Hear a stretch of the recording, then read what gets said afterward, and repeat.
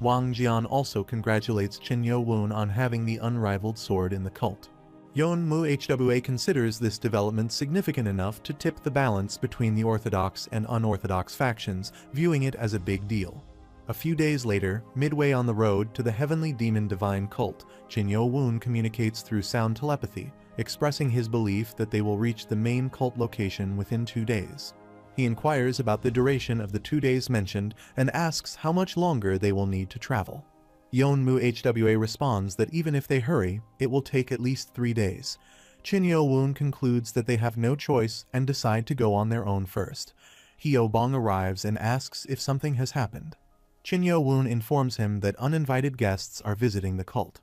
Yeonmu Hwa asks who the uninvited guests are, suggesting Elder Yang and herself will come along. Qin Yo-woon declines, instructing them to return to the cult safely as planned. He states that it will be faster for him to go alone, and then he jumps away despite their calls. Hyo-bong wonders who the guests could be for Qin Yo-woon to be in such a hurry. Yeonmu Hwa admits she's not sure, speculating that since the public believes the Demon Lord is supposed to be in isolated training, if the guests are people he has to greet, it could be problematic. 2 days later, near the 10,000 Great Mountains, Qin Yo-woon arrives. He reflects that he will reach the main cult soon, and it is worth running for 2 days without rest. Standing by a tree, he sees an army and senses many presences nearby. He notes that the army bears the royal family's crest, indicating that they are from the palace, which surprises him as he had heard that they are separate from the Janghu. Wondering why these people have learned martial arts, he especially observes the one in the front, who is in the evolutionary realm, and the one who seems to be the next in command, appearing to be at the level of the supreme peak. He notices that they are on a different level from the soldiers in the back, who are first-rate and at the early peak level. He commands Nano machine to zoom in, and it follows his instructions, adjusting according to the user's eyes. He observes that the middle-aged man is definitely skilled in martial arts, but he's also experienced in war. However, the one beside him is the strange one. He senses that the latter has the aura of a high-ranking official student rather than that of a mere soldier. On the other hand, the person being guarded by them appears to have not learned any martial arts. He wonders who it could be. The scene shifts to the entrance of the Heavenly Demon Divine Cult's northern fortress, where Hwan Yui stands at the top of the palace, looking down furiously. Someone arrives there with a storm. Marakium asks if the Demon Lord has not arrived yet. She confirms and expresses concern that the people of the royal palace are almost here. He agrees, acknowledging the severity of the situation, and thinks that someone is approaching very quickly. He realizes that the person is much more skilled than him and wonders who it could be. Marakium tells Hwan Yui that he thinks they need to prepare for an attack. She asks him what type of attack he means. He points towards a location and says to look over there. She gazes in that direction and asks what she is supposed to see, mentioning that she can't even discern it without concentrating because of how fast it's moving. She wonders what it could be while he tries to look there. He suggests that they need to activate the barriers, and she realizes it must be done now. He tells her to stop and communicates through sound telepathy that the presence is the Demon Lord, as he sees Qin Yo-woon. She expresses surprise, asking what he means by Demon Lord. She thinks she almost made a big deal out of it, and reflects that it would have been better if he had approached from the direction of the other gate. She ponders what he is trying to do and notes that there are about 400 meters of just flat ground between the forest and the fortress walls. Meanwhile, she considers that he'll have no choice but to reveal himself once the forest ends. Marakium wonders why the Demon Lord has arrived here and what he is planning to do. She finds it unbelievable, thinking about the Void Walk technique, while he considers that the Demon Lord is using the Qinggong technique, said to be the pinnacle of all Qinggong techniques, and has attained a higher realm than him in just a month. Qin Yo-woon throws his sword in the air, and she observes the blade flight technique, asking through sound telepathy what the Great Guardian thinks happened out there. He responds that's what he would like to ask and urges them that they have no time, so let's go after him, while he runs quickly. She acknowledges her understanding, while Qin Yo-woon looks back at both of them as they follow him. Marakium thinks that the Demon Lord has descended to the inner castle, while Qin Yo-woon lands on the ground, and they both also arrive there. Marakium greets him, and the seventh elder, Hwan Yui, also greets the Demon Lord. Chin Yo-woon asks how they have been, while Marakium replies that they have been good of course and apologizes, saying that they will have to hurry and prepare to greet guests. They all go inside the palace where guests arrive and greet him. Munyon, the heavenly demon divine cult third elder from the demonic dragon palm sect, says that the inferior devotees of the divine cult greet the demon lord. Munyon and all his subordinates greet him, while Chin Yo-woon thanks them for leading the cult while he is in isolated training. He mentions that people from the royal palace are coming, so he requests the remaining elders and the Six Swords troop to follow him to the northern gate. They all agree with him and start following him. After a while, they all reach the designated location, and the army arrives there. Marakium looks at them and thinks it seems like that escort warrior is in the evolutionary realm. Yeon Namgun introduces himself, stating that he is the Southern Military General Yeon Namgun of the Great Ming Empire. Hwan Yui considers the implications of his presence as the Southern Military General and communicates through sound telepathy to Chin Yo-woon that he's from the Embroidered Uniform Guard. He ponders the significance of the Embroidered Uniform Guard, realizing it's a secret guard force of the Great Ming Empire tasked with guarding the Emperor. He understands that the Southern Military General is second to the head of the Embroidered Uniform Guard, the commander, and is a high-ranking government official alongside the Northern Military General. He wonders who is in the carriage for them to have such high-ranking officers guarding them when a person arrives with a message. Yeon Namgun orders the person to kneel on the ground immediately and listen to the imperial command. He didn't think the demon cult members would easily kneel, but he didn't expect such a cold reaction from them as they all remained standing still. Chin Yo-woon communicates through sound telepathy that it's fine, they won't kneel.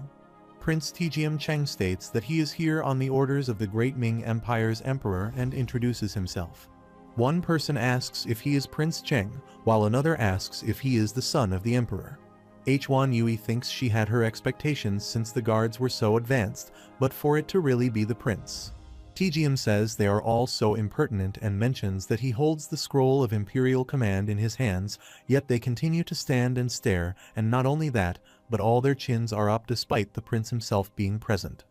Tjium asks if he is the demon lord of the demonic cult, while pointing towards Chin Yo-woon. He thinks he looks really young, just a kid, and doesn't feel any aura from him. He's not a martial artist, just a normal person, basically. Meanwhile, Tjium remarks that they say from a pure spring, pure water flows, and it seems like since the leader doesn't behave, neither will the subordinates while he looks at Lee Hwa Myung and Marakium. He commands them to come here right now and kneel in front of him to take the emperor's orders. All the elders think how dare he insult the demon lord. Suddenly, the horses get out of control while Yeon Namgun says he dares to exude this ominous aura aimed at the prince who has brought the imperial command and asks if they all intend to commit treason. Tjium laughs and thinks the people won't be able to do a thing, even if they are the demonic cult, he can't fight against the royal family's multimillion army. Yeon bows in front of Chin Yo-woon and says through sound telepathy that Ju Tjium is the second son of the current emperor, and he doesn't know if he's reasonable enough. But would it be okay for him to try and talk to him? Chin Yo-woon replies that he permits it while Tjium looks at Yeon and thinks that seeing as the leader himself won't step up, he really must be useless. Yeon comes closer to him and says it's an honor to be in the presence of His Imperial Highness. Yeon Namgun arrives and says he dares to greet His Imperial Highness in such a manner instead of kneeling and commands him to kneel immediately in front of him. Tjium thinks he can't breathe because of the aura coming from that old man, and he can't even open his mouth to speak. Meanwhile, Yeon states that they, the cult members of the great heavenly demon divine cult, do not kneel to anyone except the demon lord, who is their heaven. He asserts that they have a mutual non-aggression treaty with the Great Ming Empire and emphasizes that they are equal to each other while also being unrelated. He explains that the first emperor of the Great Ming Empire received their cult's help to establish the empire, and that is when they signed the treaty, so why does he demand that they kneel? Tjium Prince Cheng becomes angry and rebukes him, asking if he dares to lecture him, and commands his warriors to make him kneel right now. They all run towards him while he stands calmly there and states that they brought this upon themselves and use his aura powers to attack them. They all become scared and think he has destroyed their swords with just his enhanced energy, while Yeon Namgun believes he knew he was not any ordinary old man and asks why they are struggling against just one mere old man. If they fail to make him kneel, he will slash their throats himself. All the warriors look at their broken swords while Moon Yon still uses his aura. TGM Prince Cheng thinks this can't be. The royal guards have learned the martial arts of the royal family. How can they be so easily defeated? Yon Namgun instructs all warriors to attack him at once and asserts that he's no easy opponent. Go Wang Hul arrives and attacks the warriors, killing them, while he observes what is happening. Go Wang Hul puts his foot on one of their chests and asks if there are any more volunteers. Yon Namgun declares treason to protect His Imperial Highness, and they build a shield around TGM Prince Cheng. He believes they are bringing ruin upon themselves, while Chen Yowoon approaches him and remarks that he seems to be having fun, putting a hand on his shoulder. He wonders how he got through all the guards. TGM Prince Cheng tries to stab him and feels hot blood from deep within his heart, thinking it's what he should feel, while Chen Yowoon grabs his hand and turns it towards him, causing him to fall down. TGM Prince Cheng abuses him while he sees his hand already cut, and he runs to attack him again while Chen Yowoon attacks him again and cuts his other hand, causing him to shout in pain. He says he's being dramatic, grabs his face, and holds him up in the air. His warriors observe all of this and think he's holding such a large man with just one hand, while TGM Prince Cheng asks if he realizes what he's doing right now, stating that with this, he has made an enemy out of the Imperial Emperor. Chen Yowoon remarks that he talks quite a lot for someone who's supposed to be imperial and throws him away. He falls to the ground and asks if he thinks he'll be fine after doing this to him. Chen Yowoon asks if he still thinks that kind of nonsense will work for them while he stands in front of him with his elders. The scene shifts to 3 days ago, where on the way, the Imperial Highness asks the Southern Military General if he is there. He confirms and says he's right here. The Imperial Highness asks him whose land this is. He replies that it is the land of the Great Ming Empire's emperor. Then the Imperial Highness asks who the people living here are. He replies that they are the Emperor, His Majesty, and the civilians of the Great Ming Empire. The Imperial Highness says, so why is it that these martial artist ruffians are disrespecting the Great Ming Empire? He replies that if His Majesty gives an imperial command, they should come running and kneel at their feet, but it's the opposite, and they are the ones going to them. The Imperial Highness thinks that even if the founding emperor had received their help, he doesn't understand why he has formed this kind of tradition. He reflects on the mutual non-aggression treaty formed between the Jianghu and the empire, which was about 180 years ago, signed by the founding emperor of the Great Ming Empire and the heads of the 3 great forces of the Jianghu. He considers the martial artists of the Jianghu, who possess incomparable strength, as a very dangerous threat to the empire. There were emperors who fought wars with the Jianghu, but the founding emperor of the Ming Empire believed this to be a waste of national power and decided to sign a mutual non-aggression pact. The Imperial Emperor says he really doesn't like the demonic cult, and the Emperor, His Majesty, should be the heaven, but these rascals care to call their cult leader their heaven. He wonders how they are so different from the Orthodox faction's martial artists. The Southern Military General thinks that Prince Chen would hate them even more since he's learned the martial arts of the Imperial family and the Taoists. He says, as far as he knows, the unorthodox faction and the demonic cult have quite different views on things compared to the Orthodox faction. The Imperial Emperor asks how silly it is if that is not their own problem to deal with, and asks if the Orthodox faction is the only people of the Great Ming Empire in the Jianghu. He confirms that then the Imperial Emperor says he can't let this go on any longer. He asks what does he think. Great Ming Empire low-ranking civil official Yak Young arrives and says, according to his information, their current cult leader chased away the former one to take his spot.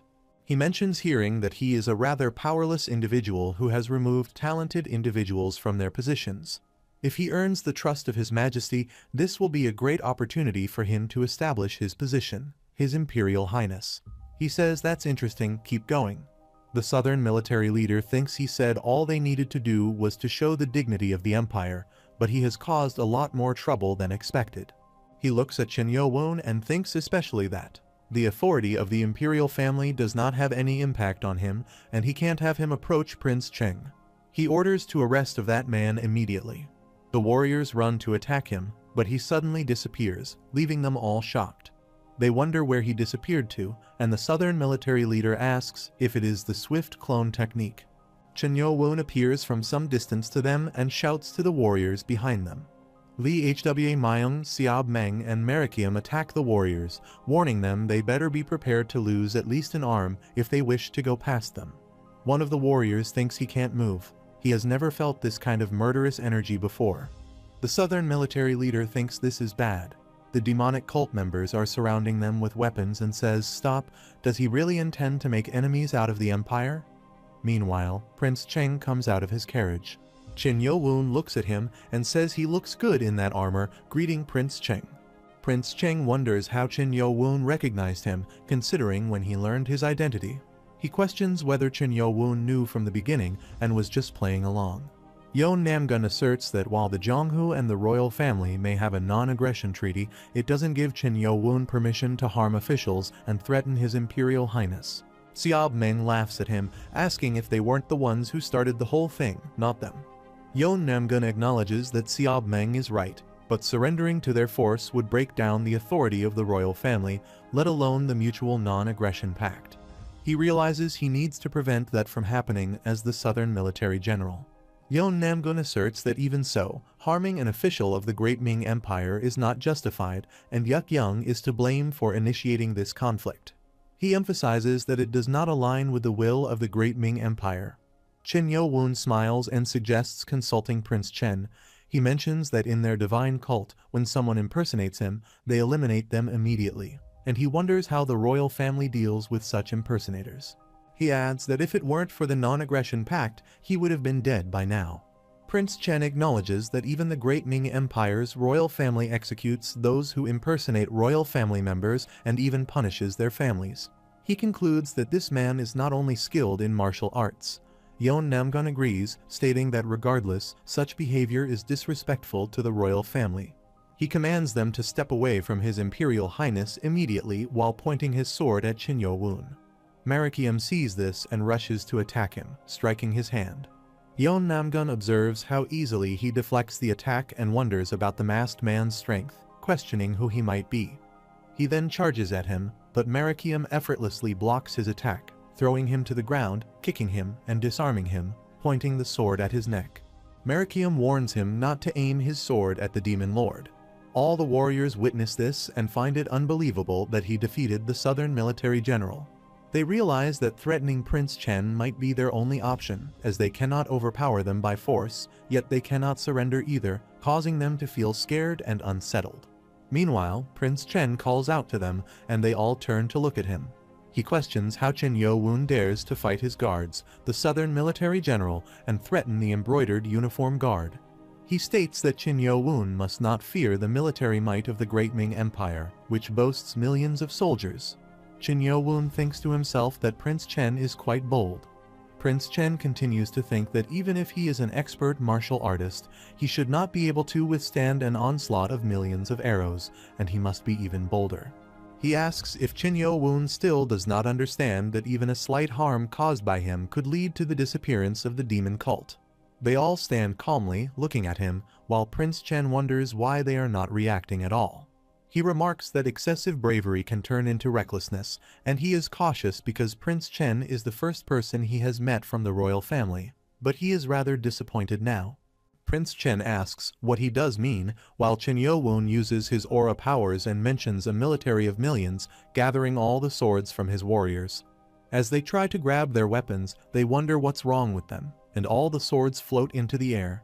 Qin Yo-woon points all the swords towards them, and the southern military general considers if it is Kai sword control.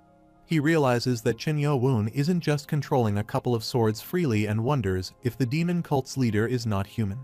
Merikium realizes he made an assumption when Qin Yo-woon was using void steps, but he truly has reached the mystic realm, all within just a month. The warriors remark that the dear heavenly demon has truly descended upon them in the modern day. Qin Yo-woon continues to use his aura powers, and Prince Chen finds himself flying in the air, questioning how his body got there. He explains that he didn't think the reason for the non-aggression treaty was because the heavenly demon divine cult was afraid of the royal family's military of millions. He further asserts that if Prince Chen did think so, then he's wrong, as the reason for the mutual non-aggression treaty is because the emperor was scared of them. Prince Chen asks why their Great Ming Empire's founder is afraid of him, a person from the martial arts world. while Qin Yo-woon takes him high in the air with his powers and says the great army will move according to His Majesty the Emperor's order. But what does he think would happen if that emperor disappeared?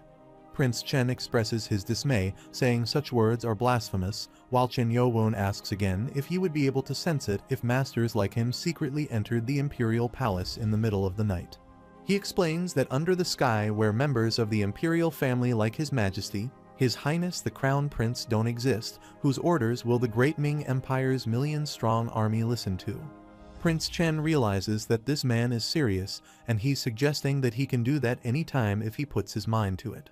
Meanwhile, Qin Yo-woon is asking now, does he understands why the non-aggression pact was created and why he is making him come back to the ground? He thinks that's not the only reason. Had that been the only reason, the imperial family would have been ruined a long time ago.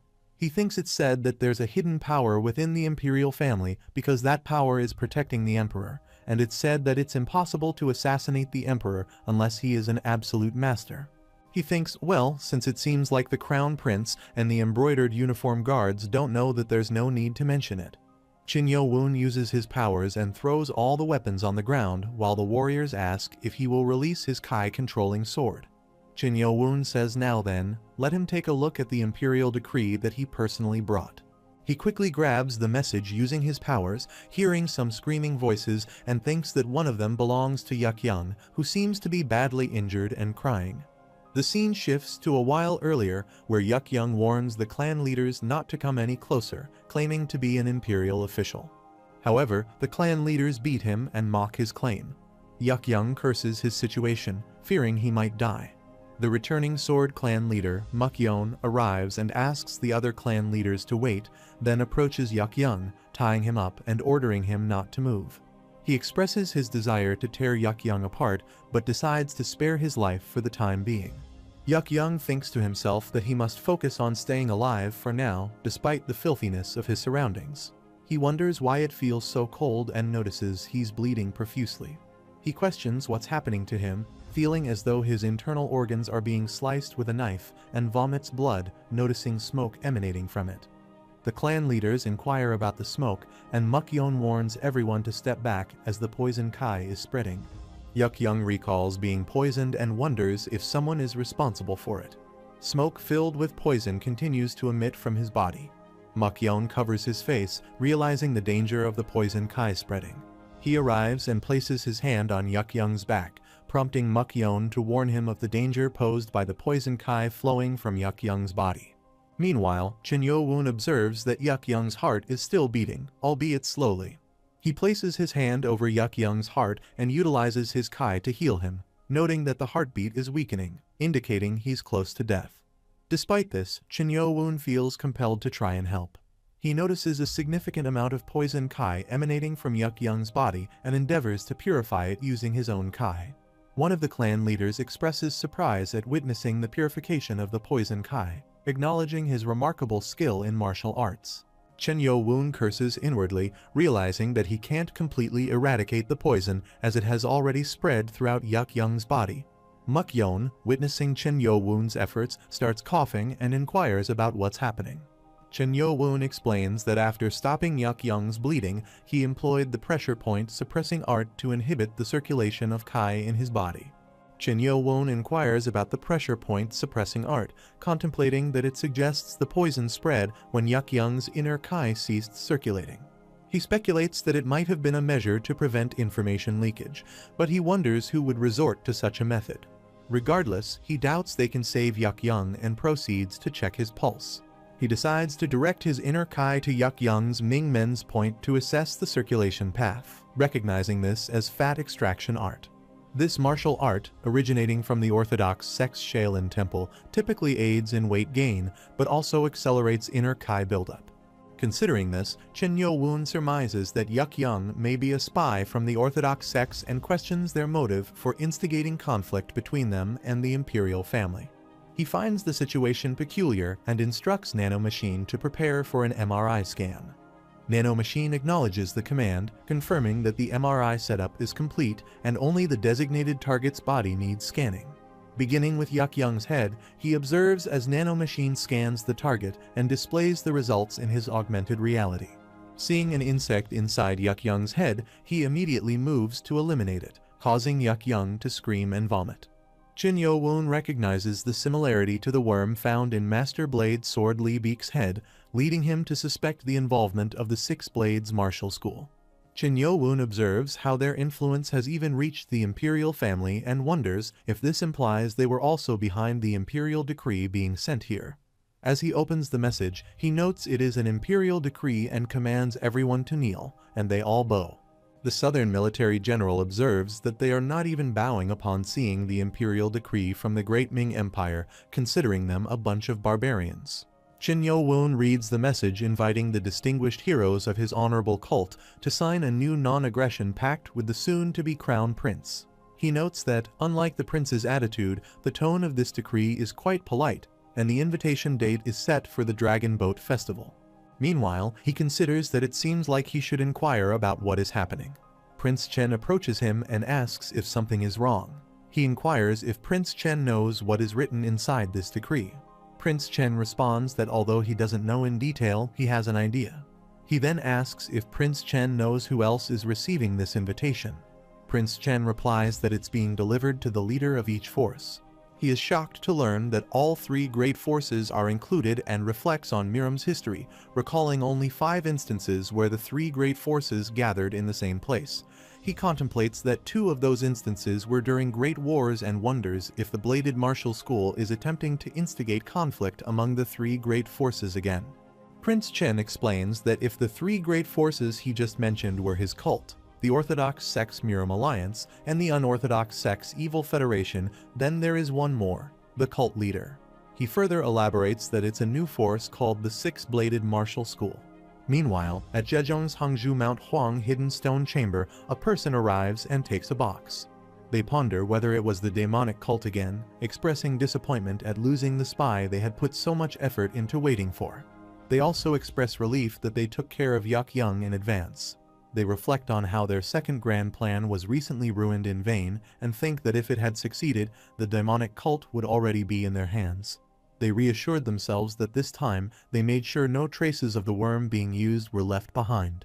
He believes that no matter what they do, they won't be able to find out anything about their school.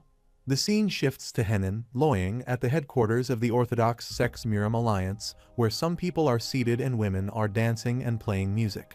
Imak, the leader of the Orthodox Sex Miram Alliance, arrives and invites His Highness to have a drink with him. Prince Zhu Tiyun, the eldest son of the Great Ming Empire Emperor, laughs and expresses pleasure at the grand welcome extended by the alliance leader. Pung Chang-won, the 6th leader of the Orthodox Sex Miram Alliance, mentions that the banquet has already lasted for 4 days, yet they haven't been able to deceive the spies, and he is uncertain if everything will be alright. Zhuge So-hui, the 2nd advisor of the Orthodox Sex Miram Alliance, acknowledges his concern but adds that there's no harm in gaining the favor of His Highness, the prince who will become the next emperor. However, he notes that this is only feasible given the current circumstances. She considers that despite catching many spies after returning from the demonic cult a few months ago, they still don't know how many spies are left in the various sects of the 9 great sects. She wonders since when they infiltrated Miram to plant so many spies, speculating that the 6 Blades Martial School may have existed for a very long time. Pung Chang-won approaches her, expressing his curiosity about something. She asks what it is, and he responds that he can't help but think that the 6 Blades Martial School is behind this non-aggression pact. He questions whether the demonic cult and the evil federation would fall into such an obvious trap.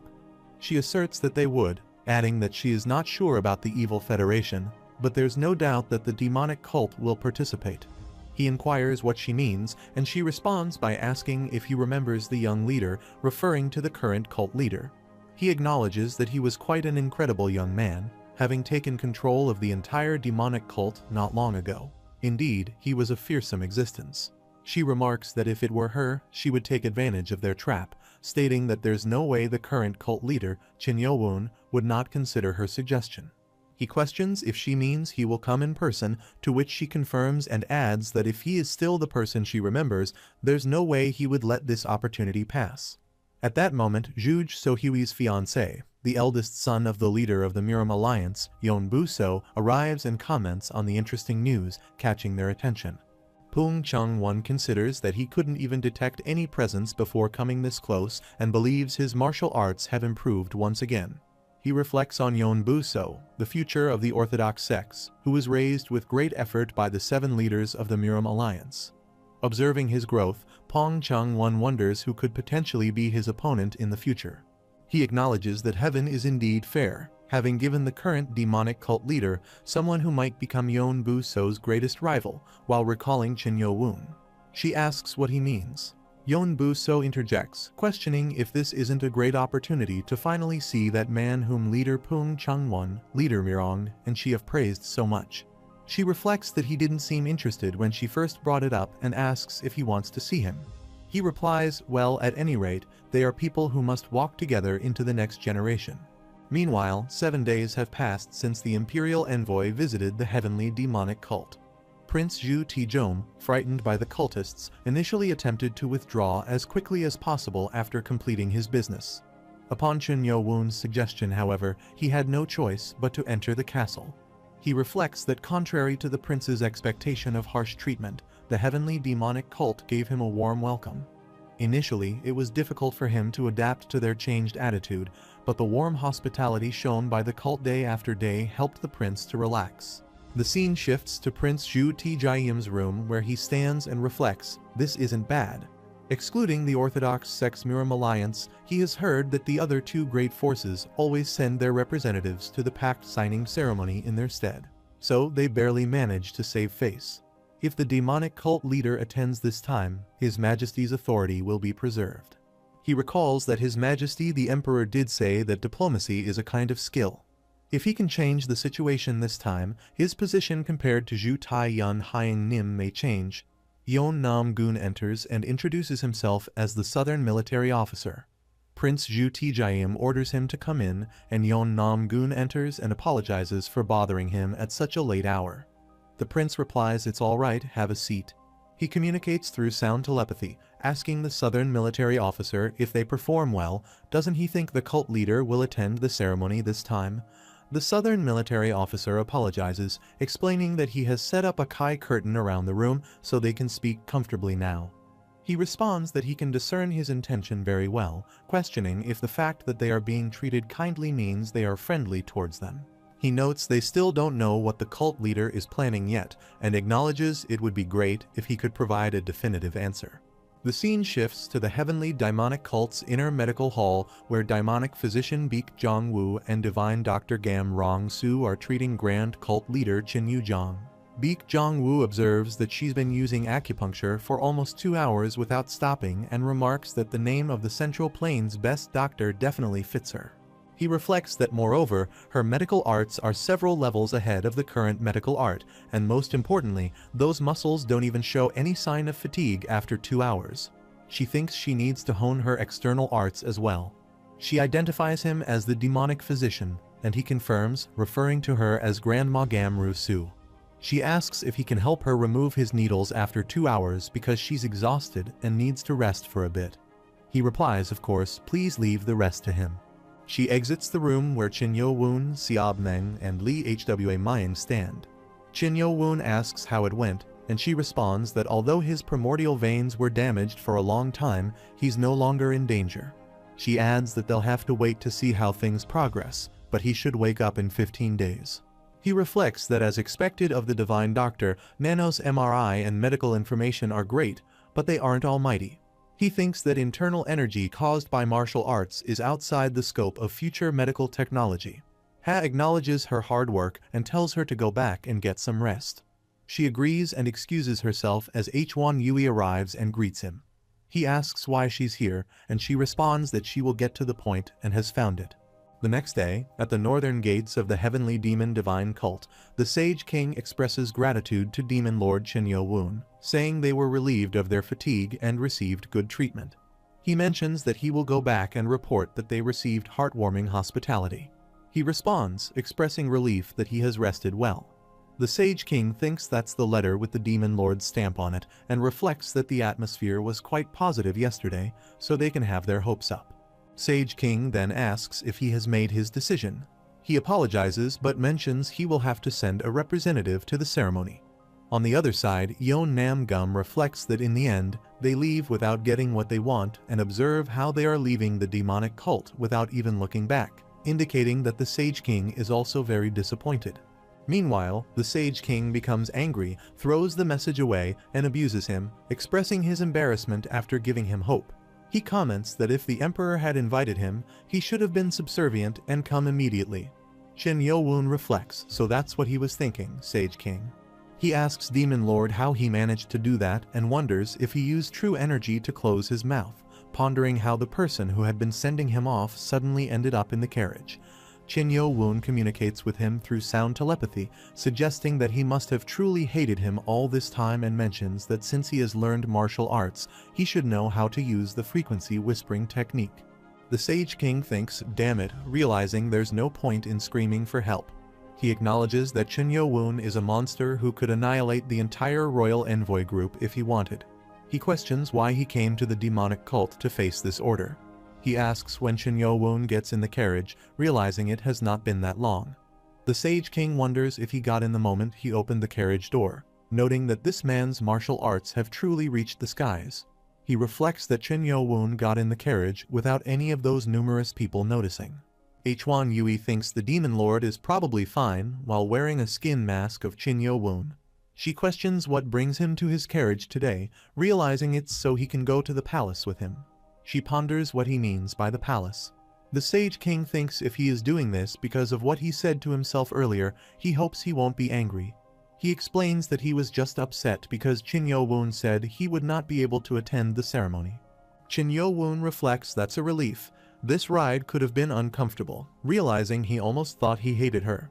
He thinks he should apologize for surprising him by entering his carriage and suggests they call it even. He replies, understands, and states he'll get to the point, mentioning he must help him. The Sage King thinks this is ridiculous. He's basically telling him to do as he orders, even if he's not holding a sword against him. He admits he is afraid of him, but he considers the words of royalty priceless, so he can't promise anything hastily. Chen Yo-woon asks what he wants help with, realizing he's surprisingly smart when it comes to important matters. He thinks he must coax him a bit, acknowledging that royalty is royalty after all. He states that he should explain. He said the Supreme Saber of the 6 martial arts sect is attending the ceremony. Is that correct? He reflects that Young, the official who came and pretended to be him a week ago, was a spy from the Supreme Saber of the 6 martial arts sect. He recalls that Chen Yo-woon briefly explained the situation of the Supreme Saber of 6 martial arts sects appearing in the Jianghu, and the several incidents that happened at the Heavenly Demon Divine cult to the Sage King, Ju Tijian, who was confused. He remembers that he also mentioned what was planted in people's bodies by the Supreme Saber of 6 martial arts sects to prevent information from leaking. He thinks, his goodness, he's saying that to prevent information from spreading, they plant something like that in people's bodies. He reflects that, to be honest, there are a few more of their spies outside of Young within his envoys. He wonders if what he's saying is true, shouldn't they arrest them immediately? Chen Yo-woon replies it would be best to leave them be for now since they don't know if their influence has spread to the palace. The Sage King thinks that's why he went in his carriage secretly, to find and eradicate them.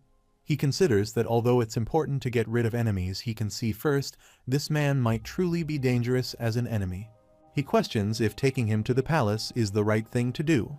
Chen Yo-woon communicates through sound telepathy, asking if he doesn't want to strengthen his position and become the crown prince.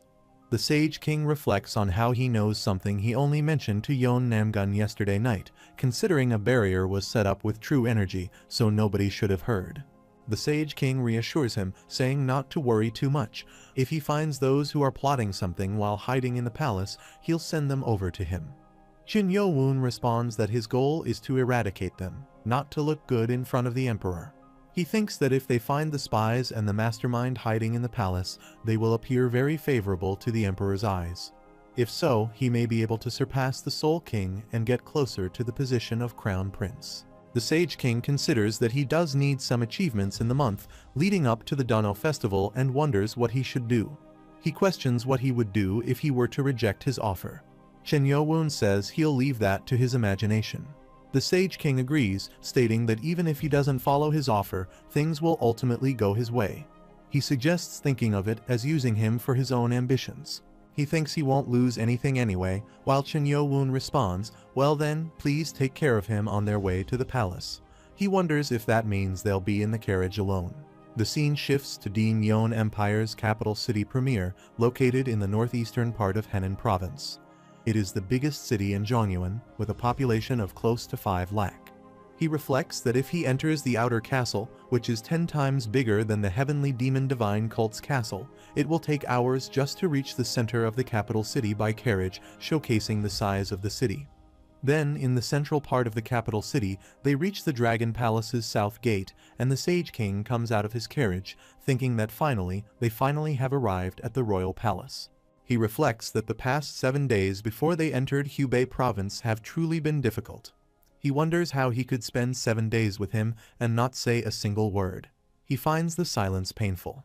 At least when they entered Hubei and Demon Lord Chen Yo-woon wore Imperial Guard Li Han's skin mask and went out, it helped him breathe a little. He notes that Chen Yo-woon is wearing a skin mask.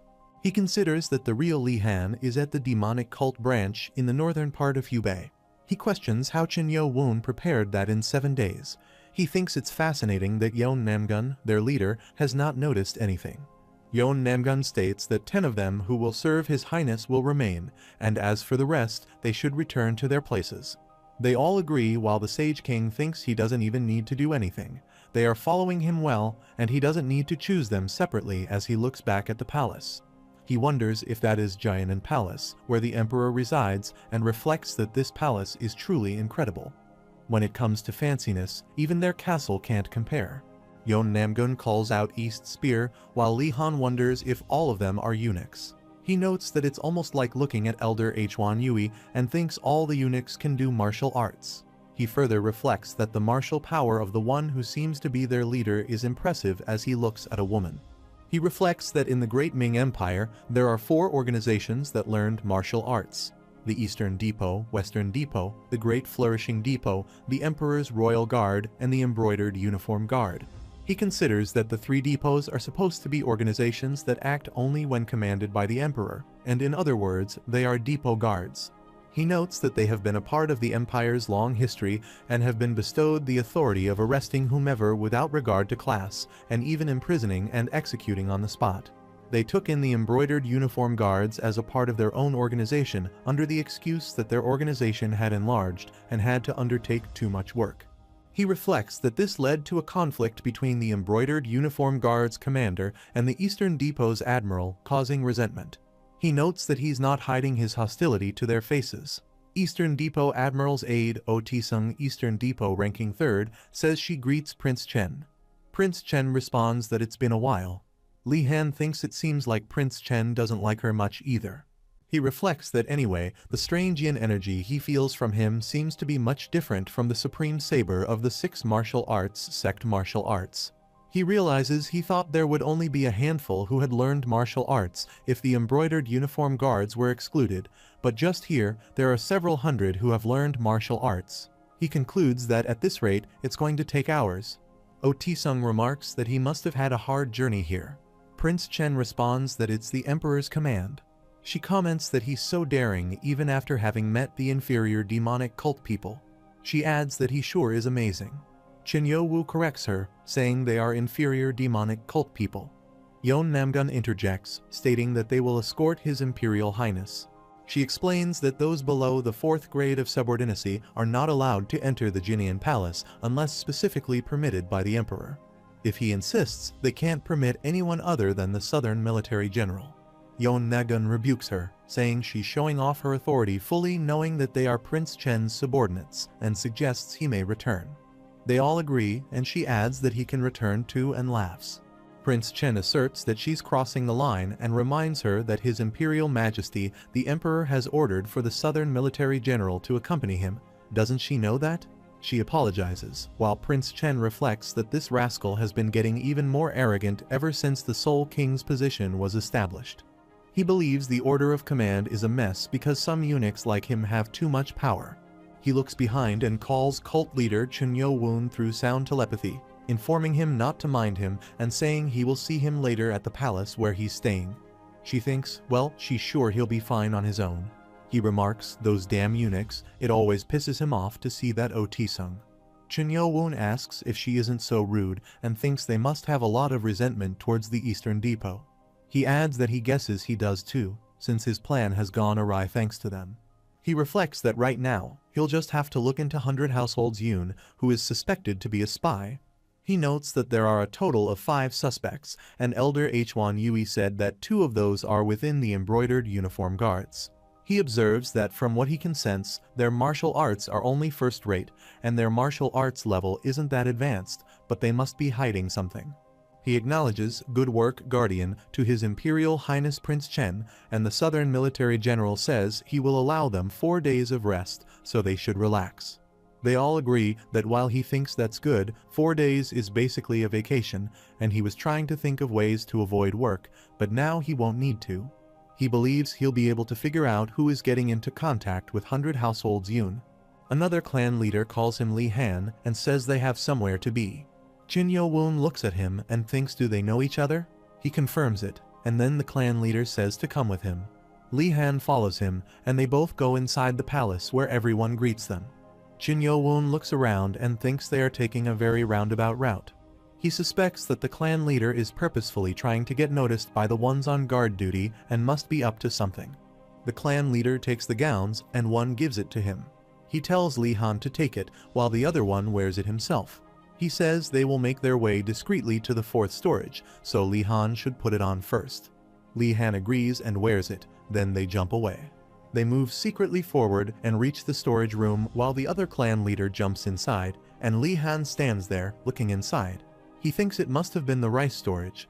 Lee Han reflects that all the rice here could feed everyone within the palace for at least a year. He senses the presence of those who have learned martial arts here, and it's possible that they are from the Supreme Saber of 6 martial arts sect if they are stealthy within the palace. They slowly open the door and go inside, where he sees many people who also wear gowns like they do. One of them sits at some sacks, and he assumes he must be the leader. Yoon Nim shouts at him and asks what he did with the real Lee Han, and orders his warriors to surround him. They all run to capture him. One of the warriors says he's a spy and asks 100 Households Yoon Nim what he means. Yoon Nim replies that Lee Han is his best friend, so he doesn't speak to him formally when it's just the 2 of them.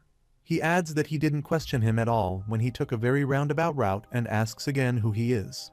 The leader asks if he is certain that he's a spy. Yoon Nim confirms that, and then the leader says what a fool, jumping into the mouth of the tiger voluntarily. Yoon Nim wonders what the leader means by the mouth of the tiger, and the leader instructs him to bring him to his knees. Yoon Nim agrees and reflects that considering he can't sense his Kai at all, his inner energy level is obvious. He thinks he's this low in level, yet he still acted as a spy. What a fool. They all run to capture him, while Chin Yo-woon uses his Kai to block their attack and throws them all away. They all get scared and ask how this can happen, while the leader wonders who he is and where did he come from.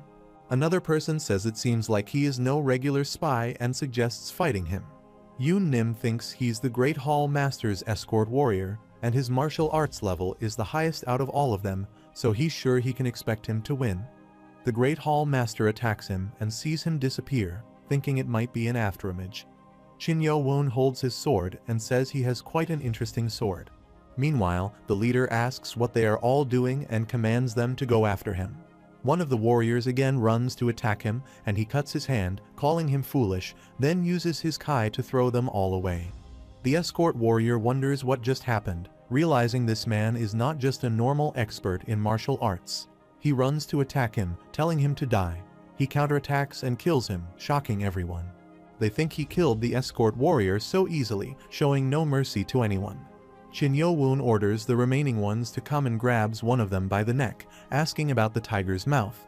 He wonders who is a eunuch, thinking his martial arts are somewhere around the supreme peak, but his inner energy is closer to yin energy, and his inner energy technique is way too different for it to be of the Supreme Saber of 6 martial arts sect. Chin Yo-woon asks if he isn't a spy from the Supreme Saber of the 6 martial arts sect. He replies to the Supreme Saber of the 6 martial arts sect, questioning what he is talking about. Chin Yo-woon thinks it doesn't seem like he's lying and wonders if he has mistaken the man while using his Kai to attack other warriors. Nim thinks he has let everyone go, but everyone has passed out, and all the expert martial artists of the Eastern Depot are like children compared to him. He asks why the embroidered uniform guards are in contact with the Eastern Depot's eunuch. Woon thinks how amusing it is. He intends to be loyal as a spy and attacks the leader. He thinks that if he refuses to answer one more time, he'll ensure his other arm looks the same as this one, and Woon tells him to nod if he understands. He claims he is a spy from the Eastern Depot, while Woon inquires about the meaning of Eastern Depot and then questions if he is a eunuch. He denies it and explains he was merely trained there. He considers it a disappointment. The man is utterly useless to him. He asks why they are among the palace's special squad and inquires if they are monitoring Prince Chen.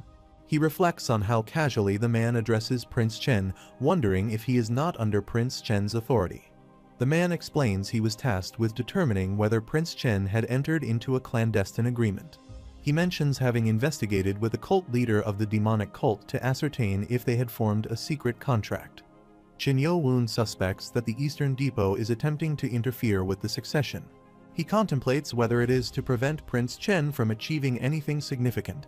He pleads, please spare his life. If he does, he'll ensure that no harm comes to His Imperial Highness Prince Chen. The leader finds him overwhelmingly intimidating, considering he was trained to take his own life if discovered as a spy, yet now he begs for mercy instead. Woon finds it strange and asks if he indeed said he would spare him. The spy apologizes and asks what he means. Woon considers that it would be preferable to eliminate them all.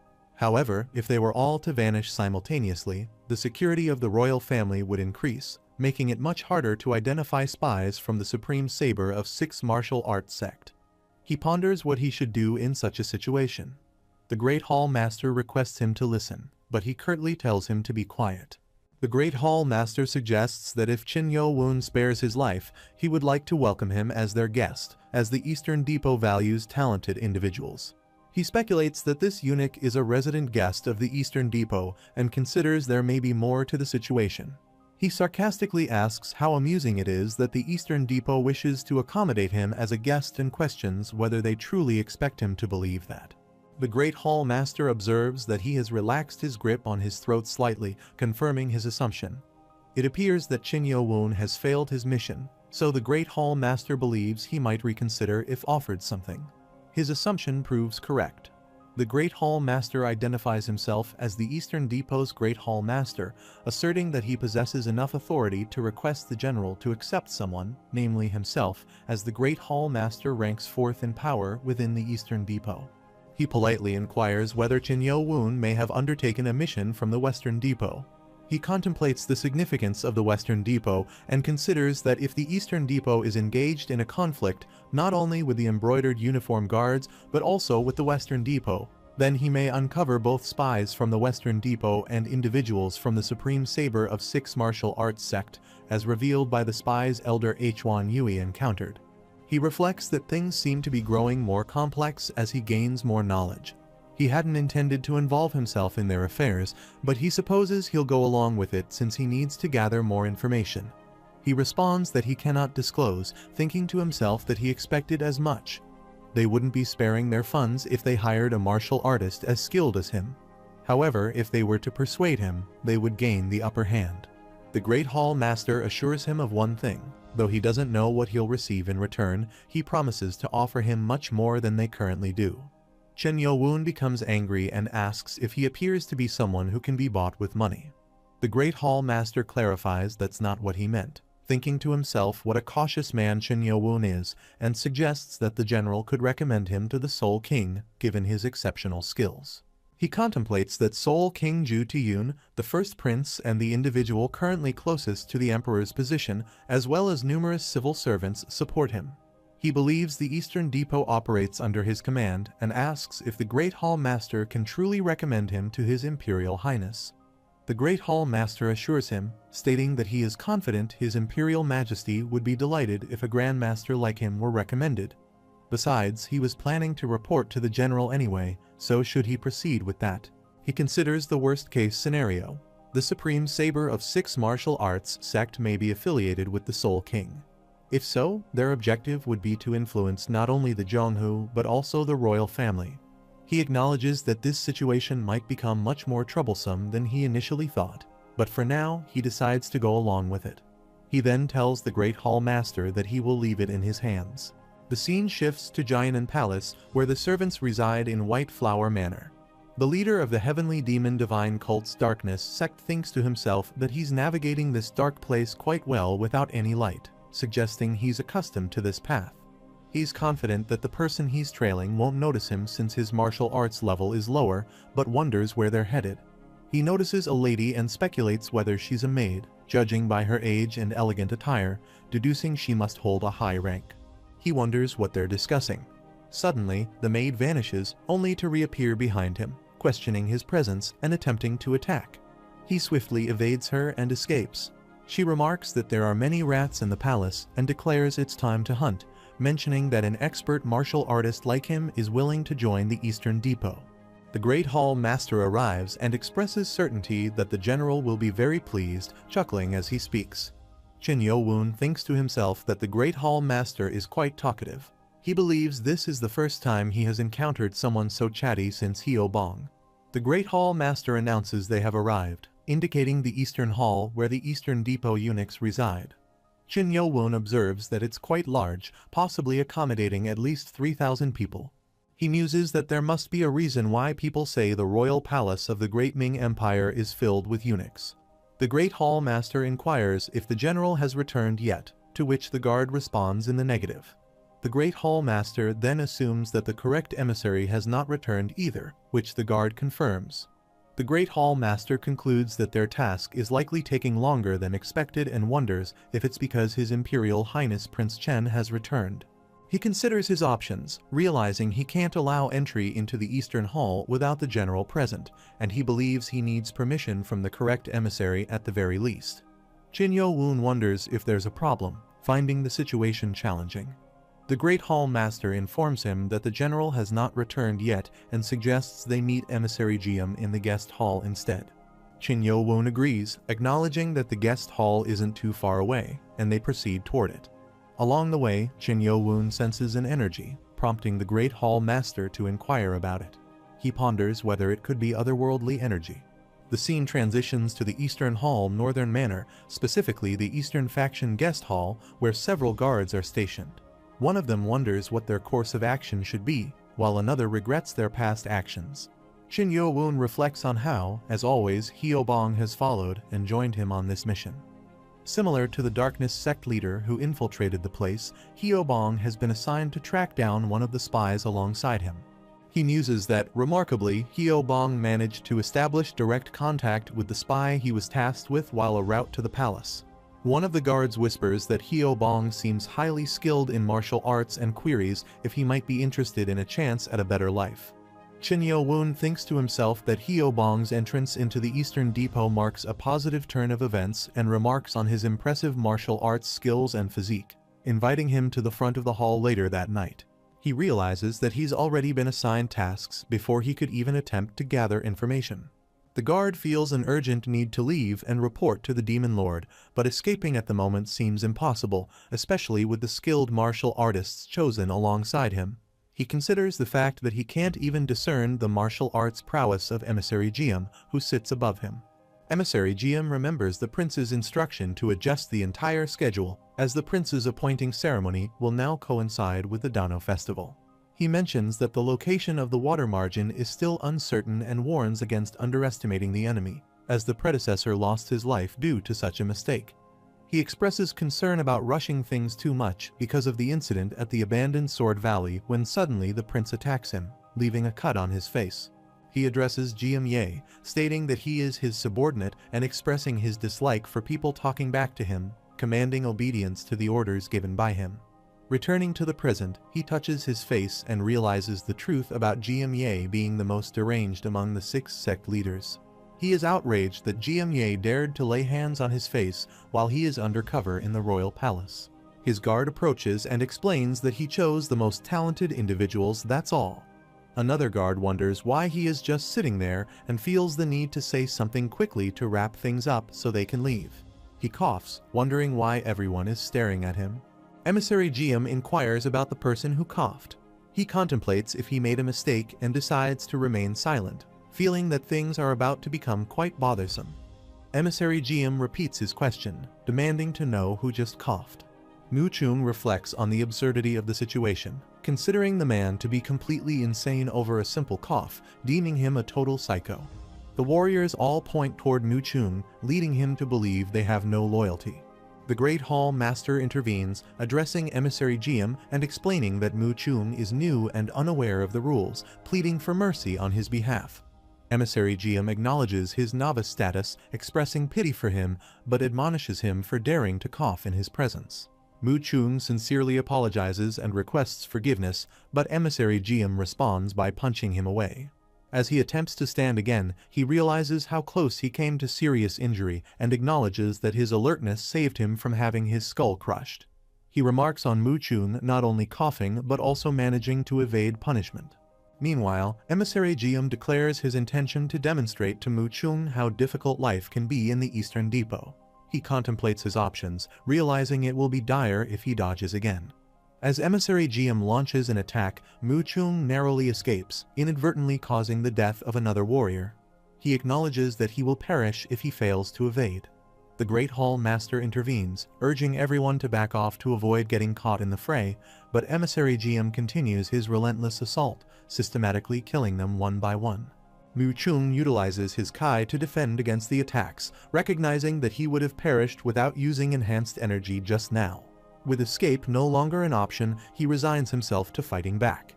Emissary Giam berates him as arrogant and launches another attack, striking down another warrior. Mu Chung unleashes his full power and throws a punch at Emissary Giam, who manages to block the attack. He wonders if Emissary Giam has deployed an enhanced energy barrier and attempts another attack, only to have it blocked again. Emissary Giam wonders who Mu Chung is and realizes he cannot counterattack. All he can do is deflect his attacks. He marvels at the power of his sword technique. Emissary Giam decides to use his Kai to create an enhanced energy barrier, intending to stop Mu Chung by grabbing his arm since he cannot retaliate. However, his other hand is injured. He strikes, cutting Emissary Giam's hand, causing him to scream in pain. Emissary Giam is surprised that a mere member of the embroidered uniform guards possesses such martial arts skills. Meanwhile, Qin Yo-woon communicates with Mu Chung through sound telepathy, asking if he is injured anywhere and expressing concern for Hyo Bong. He recognizes the mask and tone as belonging to the Demon Lord and responds with a commendation. Confused, he asks for clarification, and the Demon Lord explains that he has discovered a spy from the Supreme Saber of the Six Martial Arts sect. Emissary Giam ponders the revelation, considering that someone with such martial prowess cannot be from the embroidered uniform guards. He wonders who the individual might be if they are not from the royal palace and senses an otherworldly energy drawing near. Qin Yo-woon communicates with Hyo Bong via sound telepathy, instructing him to prepare to either flee or hide upon receiving the signal. Hyo Bong acknowledges the instructions. Emissary Giam orders everyone to retrieve their weapons and remain vigilant, emphasizing the importance of obedience and discouraging any defiance. As more people arrive, he observes that they all possess gleaming eyes, suggesting they are formidable adversaries. Emissary Giam observes that all the individuals present are palace servants, noting their ominous and otherworldly energy. He realizes that while they may not be ordinary servants, they are also not martial artists, prompting him to question their presence. The royal palace's second-rank servant treasurer, Young Wall, explains that he pursued the intruders who had infiltrated the royal palace, but he is the only one present now. He inquires if the person before him is Court Lady Young One and questions her about the intruders. Emissary Giam deduces that both the embroidered uniform guard and the individual who coughed have fled, escaping when the torches went out. Young One reveals that she has been monitoring the Eastern Faction guest hall for some time, suspecting that spies were hidden there. He exclaims, demanding to know what she is talking about regarding spies, and asserts that this territory belongs to the Eastern Depot. He emphasizes that even she, as the treasurer, cannot come and go as she pleases. She clarifies that she is not present as the head of the court ladies, prompting him to inquire further. She reveals that she is here as the first in command of the Imperial Palace Guardians' 3 Great Supremes, a group he has been diligently searching for. She explains that the Imperial Palace Guardians comprise the Royal Palace's covert force, and rumors suggest that their martial artists possess skills surpassing even those of most martial artists in the Jianghu. She mentions that Jiam Ye, who had invested considerable effort in locating the Imperial Palace Guardians, had searched among the embroidered uniform guards as well as the Western Depot. He curses inwardly, realizing how much she knows, and concludes that fighting here would be futile, especially since he has lost his right arm. He addresses Court Lady Young Wall, questioning her about her accusations, and points out his severed arm as evidence of their victimhood. She dismisses his injury, likening him to a rat bitten by another rat. She orders the arrest of all present, warning that they may be killed if they resist. The others concur, though one warrior suggests fighting back, noting that, despite being Imperial Palace Guardians, they are all women. The Imperial Palace Guardians attack, brandishing swords at their necks. One warrior observes that she is using a palm technique without enveloping her hands with kai and wonders about the nature of her technique. He believes it is definitely her bare hand, but it feels as though she has iron wrapped around it and believes weapons don't work on her. Then, an attack using enhanced energy works on her, and she is attacked with that. He believes their bodies are very sturdy, but they are not as strong as when using divine indestructible Vajra arts. He gets hurt and wonders if they do not feel pain, while the Great Hall Master advises them not to let their guard down. He suggests imbuing their weapons with enhanced energy and going for their throats, and they all attack her together as she tries to escape their assault. He thinks he has cut off her arm, but she doesn't even let out a peep as she attacks him from behind with her kai and burns him. He screams due to the pain. The Great Hall Master curses inwardly, bewildered by the current situation, as she launches another attack on him, causing him to feel as though his insides are burning. They exchange angry glances. Emissary Jiam observes them and realizes that the flame kai they are using feels too foreign to be yang energy. It seems to be a kai of pure fire. He wonders if they believe he is weak, noticing her bleeding arm. She rushes to attack him again, but he seizes her hand, admonishing her for underestimating him just because he lost his arm. However, she swiftly strikes again, cutting his other hand. He exclaims, noting that he has finally found her. Emissary Jiam announces that he permits the use of the blood reversion divine art, and they all concur. Lady Youngwall wonders what the blood reversion divine art entails. Emissary Jiam gathers all his kai powers, prompting his warriors to gaze at him in confusion, questioning how monsters like their adversaries manage to infiltrate. Enraged, he lets out a roar, catching everyone's attention. Youngwall demands to know why they are hesitating, urging them to eliminate those who pose a threat to the imperial family. They all agree and rush to attack him. He seizes two of her warriors by their necks and smashes them. Another warrior attempts to attack him from behind with her flame kai, but he grabs her neck and kills her as well. Meanwhile, he swiftly attacks them and dispatches them one by one as they utilize flame kai. Some warriors hide behind a wall, with one of them whispering a warning to remain quiet to avoid detection. He cautions that making a sound will result in their demise and observes that they appear to be the sole survivors. Recognizing that none of them are capable of combat, he suggests they find a way to escape. He finds it odd that despite the commotion they caused, no outside soldiers have arrived to investigate. Suddenly, blood drops onto his shoulder, prompting him to investigate and discover his hand covered in blood. As demonic guards spot them, they give chase, prompting the warriors to flee in an attempt to save their lives.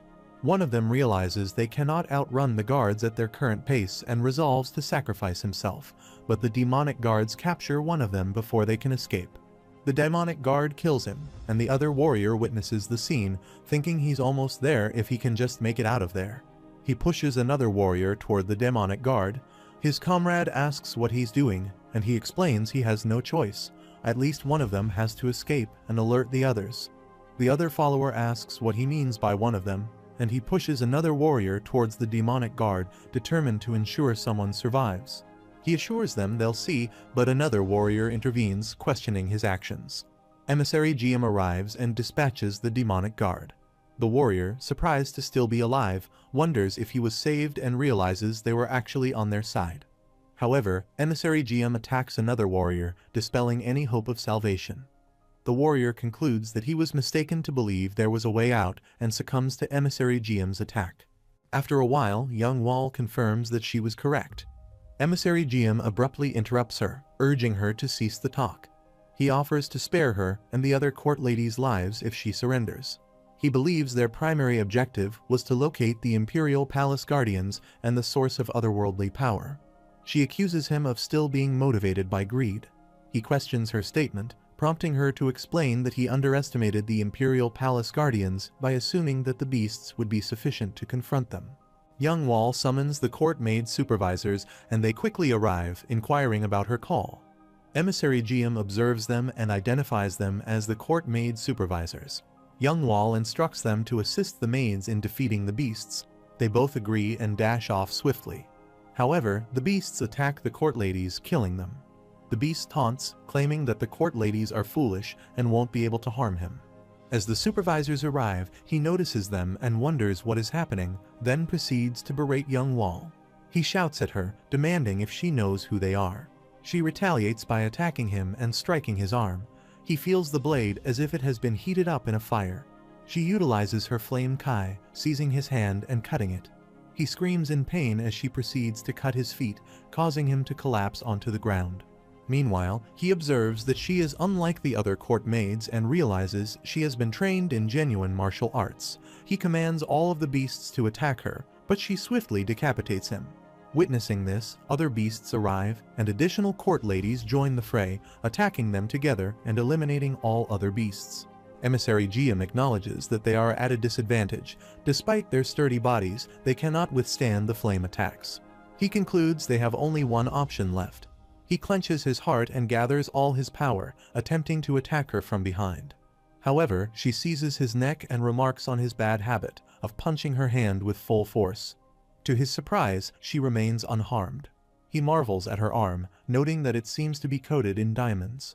She scoffs at him, calling him a fool, stating that she has no intention of keeping him alive, he should just die. She applies pressure to his neck, causing him to feel as though it might break.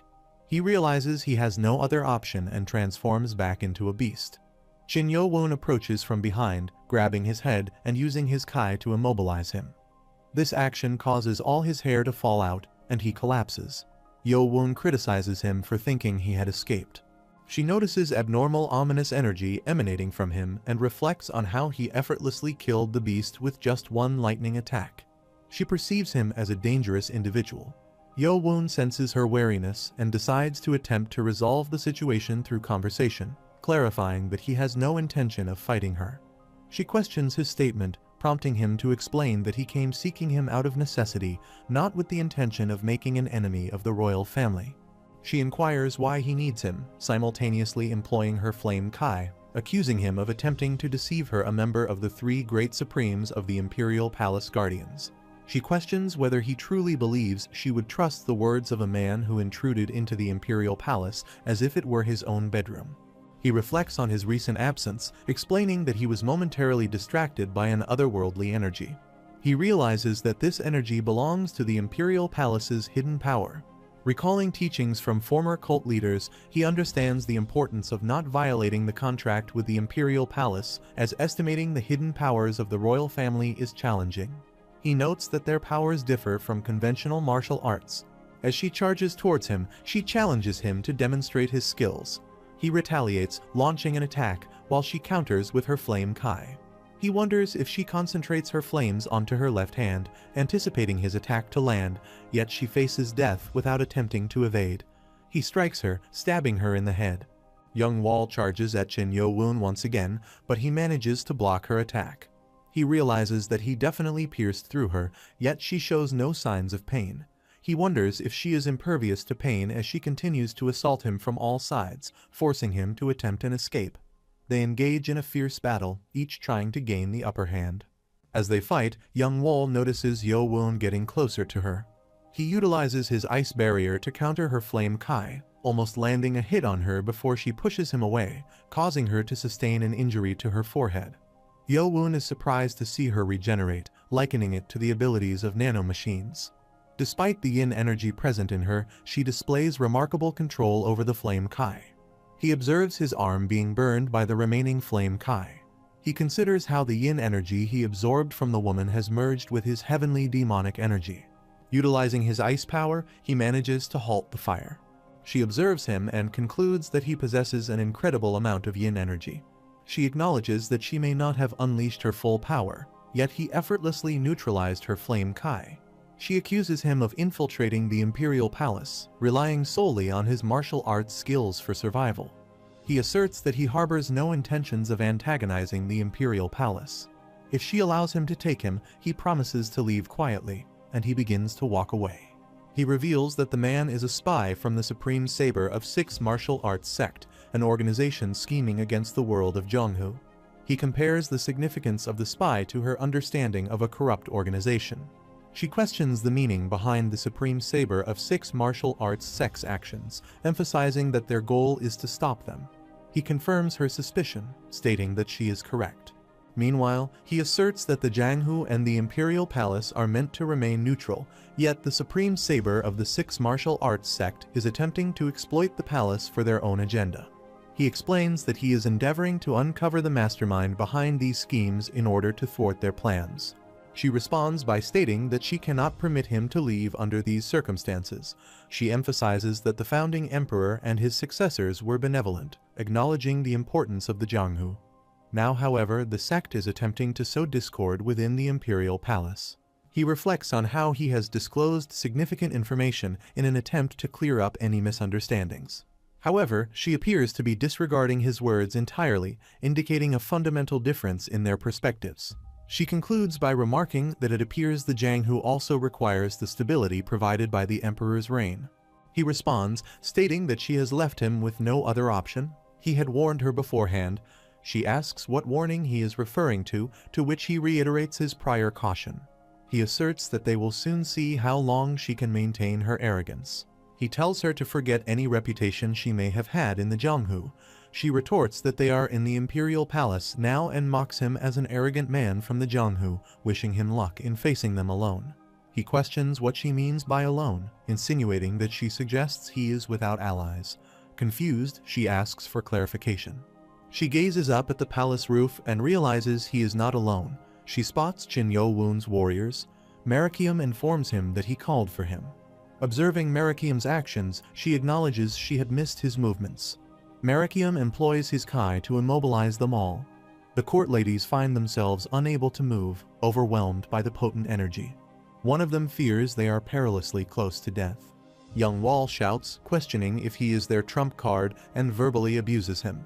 Li Hwa Myung arrives and demands to know who dares to speak to the Lord in such a manner, drawing his sword.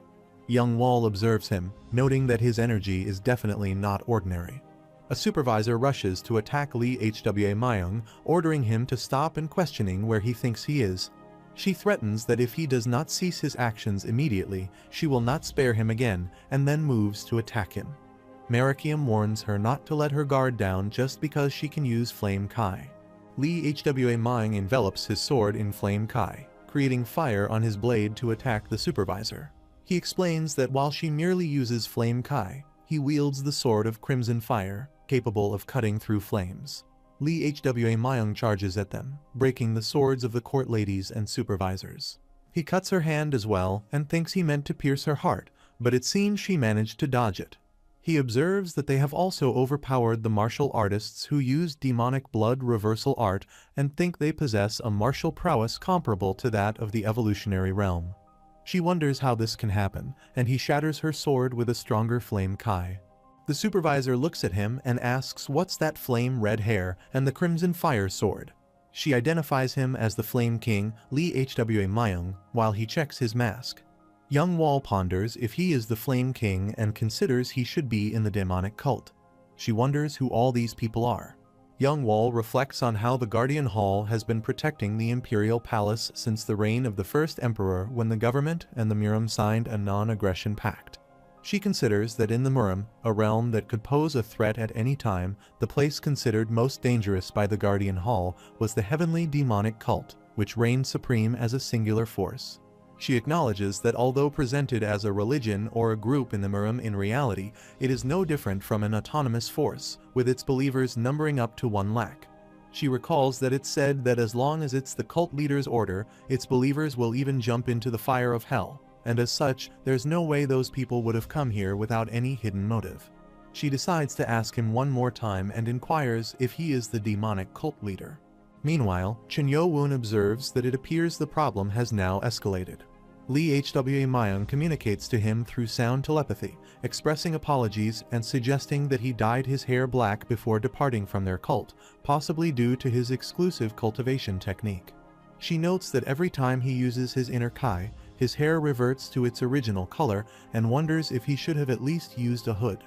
She reflects that seeing how he doesn't deny it, there's no doubt that he is the cult leader, and acknowledges that according to the rule, anyone who trespasses into the imperial palace must be suppressed or killed immediately if they resist, but emphasizes that this isn't something he can decide recklessly. She suggests that in that case, the lord of the heavenly demonic cult should forgive their rudeness because they weren't aware of his identity. She expresses her apologies, but she points out that he also arrived at the imperial palace without notice, despite the existence of a non-aggression pact. She emphasizes that if they deviate from their mission and ignore this breach, they will find themselves in an uncomfortable position. She questions how they can afford to handle someone of his status recklessly. She states her intention to report the matter to the first guardian of their guardian hall for a smooth resolution. Thus, she requests permission to temporarily serve him, even though it might be inconvenient. She believes that since she treated him with the utmost respect, he wouldn't act unreasonably. Furthermore, now that his identity has been exposed, it will be challenging for him to cause disturbance in the imperial palace. She wonders if his smile indicates agreement. If so, she suggests taking him to the guardian hall and reporting the matter to the first guardian or his majesty first. She considers the possibility that his majesty might become so furious that he would break the non-aggression pact and take action against Miram. She expresses her gratitude for his understanding and asks him to follow her. She questions the meaning of his behavior, while Chin Yo-woon remarks on how absurd the situation is, noting that despite his diplomatic words, she isn't actually planning to transfer him elsewhere. She clarifies that she never mentioned such a thing, and reminds him that he only agreed to be attended to while she informed her superiors. He laughs at her foxy act and suggests he gave her a graceful way out, but she's the one who abandoned it. She warns him that if he continues to behave this way, he should be prepared to face the consequences. She warns that if His Majesty, the Emperor, discovers this, the non-aggression pact might be violated. He inquires about the consequences he should fear, suggesting they would all have perished in combat against the warriors of the East Hall. He commands the Grand Guardian and the Left Guardian to eliminate everyone without sparing a single soul, a directive with which they both concur. She pleads for them to cease their actions, but then she launches an attack on Lee Hwa Myung and Marakium with her Flame Kai. Lee Hwa Myung declares that their Fire Kai has no effect on him as he defends against the court lady's assault, while he employs his flame power to retaliate. She observes that the fallen court ladies are unable to rise, and that their true Kai cannot neutralize the Fire King's Kai. He strikes at her, swiftly dispatching them with a single blow. One of the court ladies observes that he cannot even perceive his movements, while Marakium contemplates whether this is the power of the demonic cult, allowing them to act as they please in his presence. Young Wall concludes that the demonic cult is evidently underestimating the power of the imperial family. She acknowledges that given the current situation, there is no alternative. She declares that from now on, she will regard them as enemies, invaders of the imperial palace, and will work to dismantle the demonic cult. Chin Yo-woon notes the change in her fighting spirit and acknowledges that he has guardians by his side. However, he recognizes the need to be cautious not to involve Hyo-bong, particularly considering the strength of their adversaries' arms, which are as tough as iron bars. He resolves to inform Hyo-bong of this beforehand. Young Wall commands the inspection court ladies to listen to her, stating that there's no time to waste. While the guardians engage with the court ladies, she proposes that he should join forces with him to confront the person in question, an agreement they both reach. One of the court ladies questions what she means by against the cult leader, to which she explains that just a little while ago, they were nearly evenly matched, so by combining their strengths, they could overpower him and create an opportunity. They follow her instructions, and the court ladies rush to attack Chin Yo-woon, while Marakium and Lee Hwa Myung block their assaults. They notice their firearms and assert that regardless of her reasoning, they must not aim their swords at their lord, leading him to seize her hand. Hyo-bong reflects that he knew she was resilient, but he never anticipated her body being this tough. Despite channeling all his Kai into his attack, it proves ineffective. One of the supervisors inquires about who among them is a Grandmaster level expert, noting that not all members of the demonic cult are formidable. Another supervisor acknowledges that his technique is commendable, but with his level of martial skill, he is no match for her and should leave. He anticipates her approach, realizing too late that her sword has maneuvered behind her as she launches an attack. He suggests that if a Grandmaster isn't sufficient for her, he will be her opponent, and they engage in repeated exchanges. Hwa Mayang interjects, expressing doubt that with her martial prowess, she will be able to beat him, and requests her to depart. A fire master, capable of transforming her hands and feet into a blazing fire phoenix, stands amid the chaos left by the demon lord, who has slain all the warriors and spread blood across the battlefield. She reflects on the carnage, realizing it was wrought by only 2 individuals. Despite her despair, she resolves to channel every ounce of her innate core energy and fire Kai. Her primary objective is now to stall for time until the Imperial army arrives in response to the commotion. The demon lord emerges from the smoke, his menacing presence cutting through the haze. He observes her with a cold smile and remarks that she seems to be the only one left standing. Meanwhile, Hwa attacks several warriors, dispatching them with ruthless efficiency. A scar-faced individual confirms their progress, noting that while the task required effort, the defeated foes should now be unable to trace their martial arts techniques. Hwa commends him with a brief acknowledgement of his good work. As the tension escalates, the Fire Master launches an assault on the Demon Lord, her flames blazing with determination. She pushes him back and unleashes another fiery strike, but he counters her attack effortlessly with his ice powers, neutralizing the flames in a chilling clash of elemental forces. She declares her intent to see how long he can continue defending himself as she relentlessly attacks him with her fire powers. She also attempts to land a punch, but he blocks each of her strikes with ease. Growing frustrated, she remarks that if this is all he has to offer, he has severely underestimated her. Channeling the full extent of her fire energy, she unleashes a powerful attack against him. Other warriors arrive on the scene, calling out to the Demon Lord in concern. Hwa, observing from a distance, notes that he can feel the intense heat even from where he stands.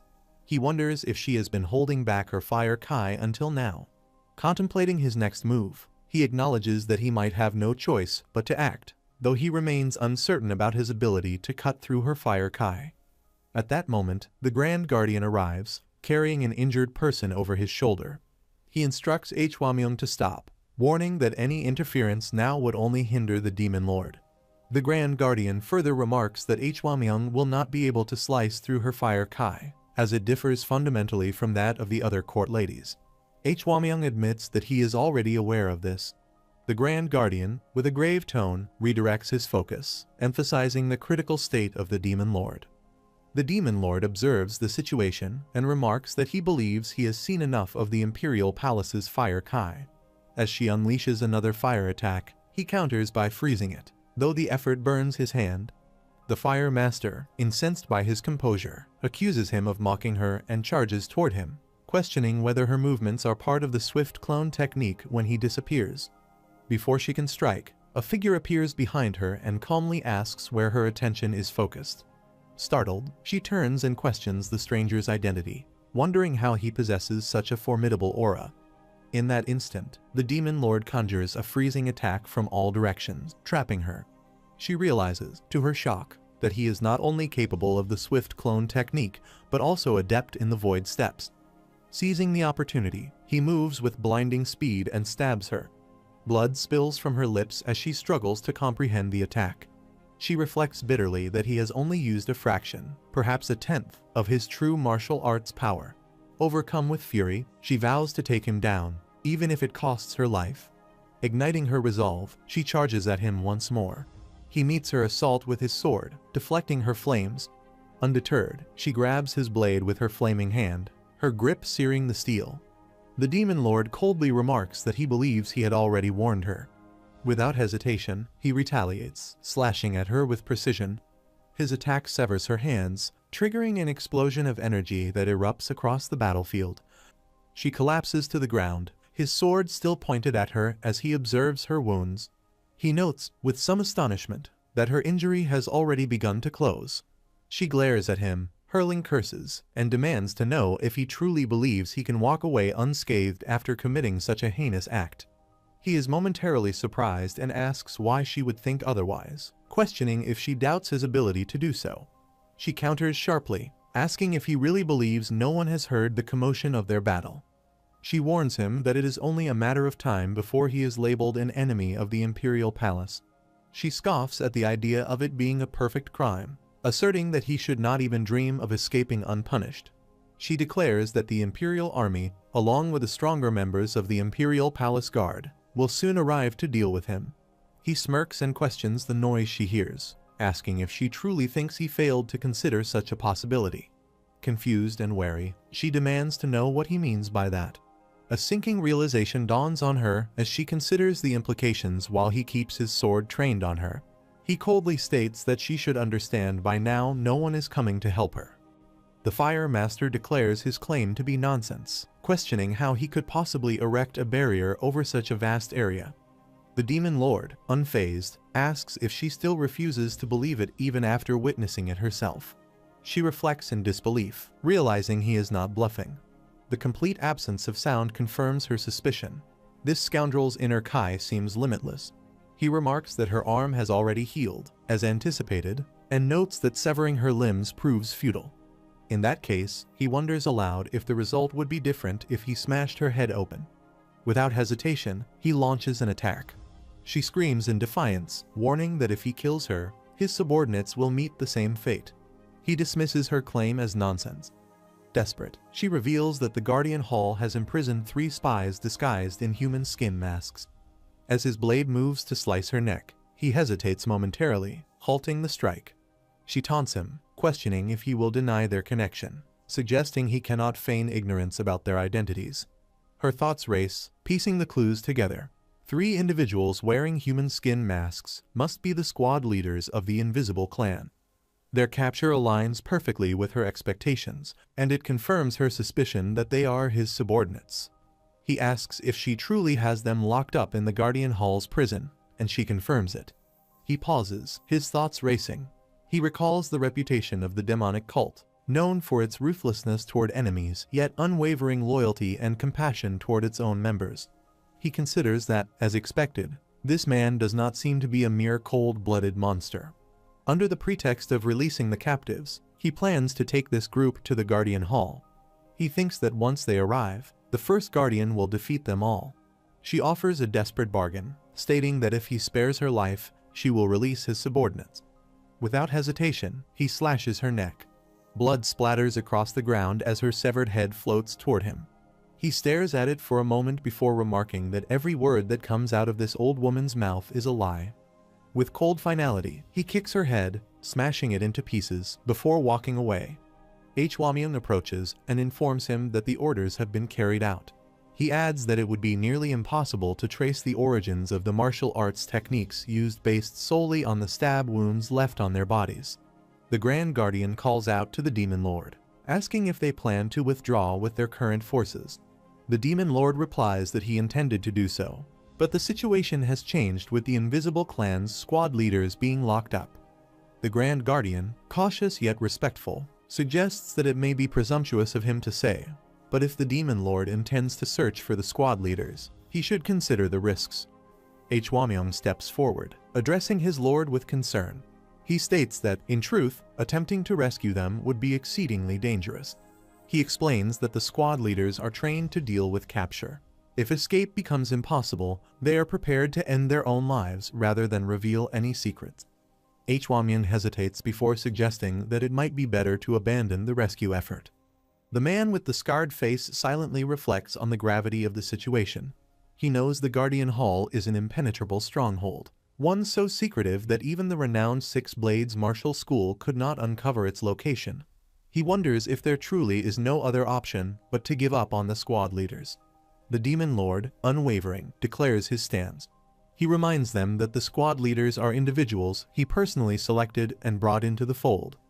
To abandon them so easily would mean forfeiting his right to call himself the leader of the demonic cult. The man with the scarred face reflects on the unwavering determination of his lord. thinking that this resolve is exactly what he expected of him. The Demon Lord states firmly that, more importantly, he cannot allow their people to lose their lives to individuals like these. Hwamyung, still uneasy, asks what the Demon Lord intends to do. He points out that they eliminated these enemies to prevent the events here from being exposed. But if they aim to rescue the squad leaders, they will have to breach the enemy's formidable security. The Grand Guardian interjects, noting that while the task is daunting, there might still be a way. He reveals that, as a precaution, he left one of the court ladies alive. Hwamyung suggests interrogating her, but he questions if the Grand Guardian truly believes she will confess so easily. The Grand Guardian acknowledges the difficulty but turns to the Demon Lord with a proposition. He suggests they handle the interrogation with a specific strategy, though he leaves the details vague for the moment.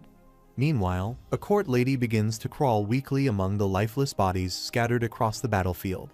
She mutters the name Hyok as confusion overtakes her. She thinks she must have fainted. Nothing like this has ever happened since she began taking that substance.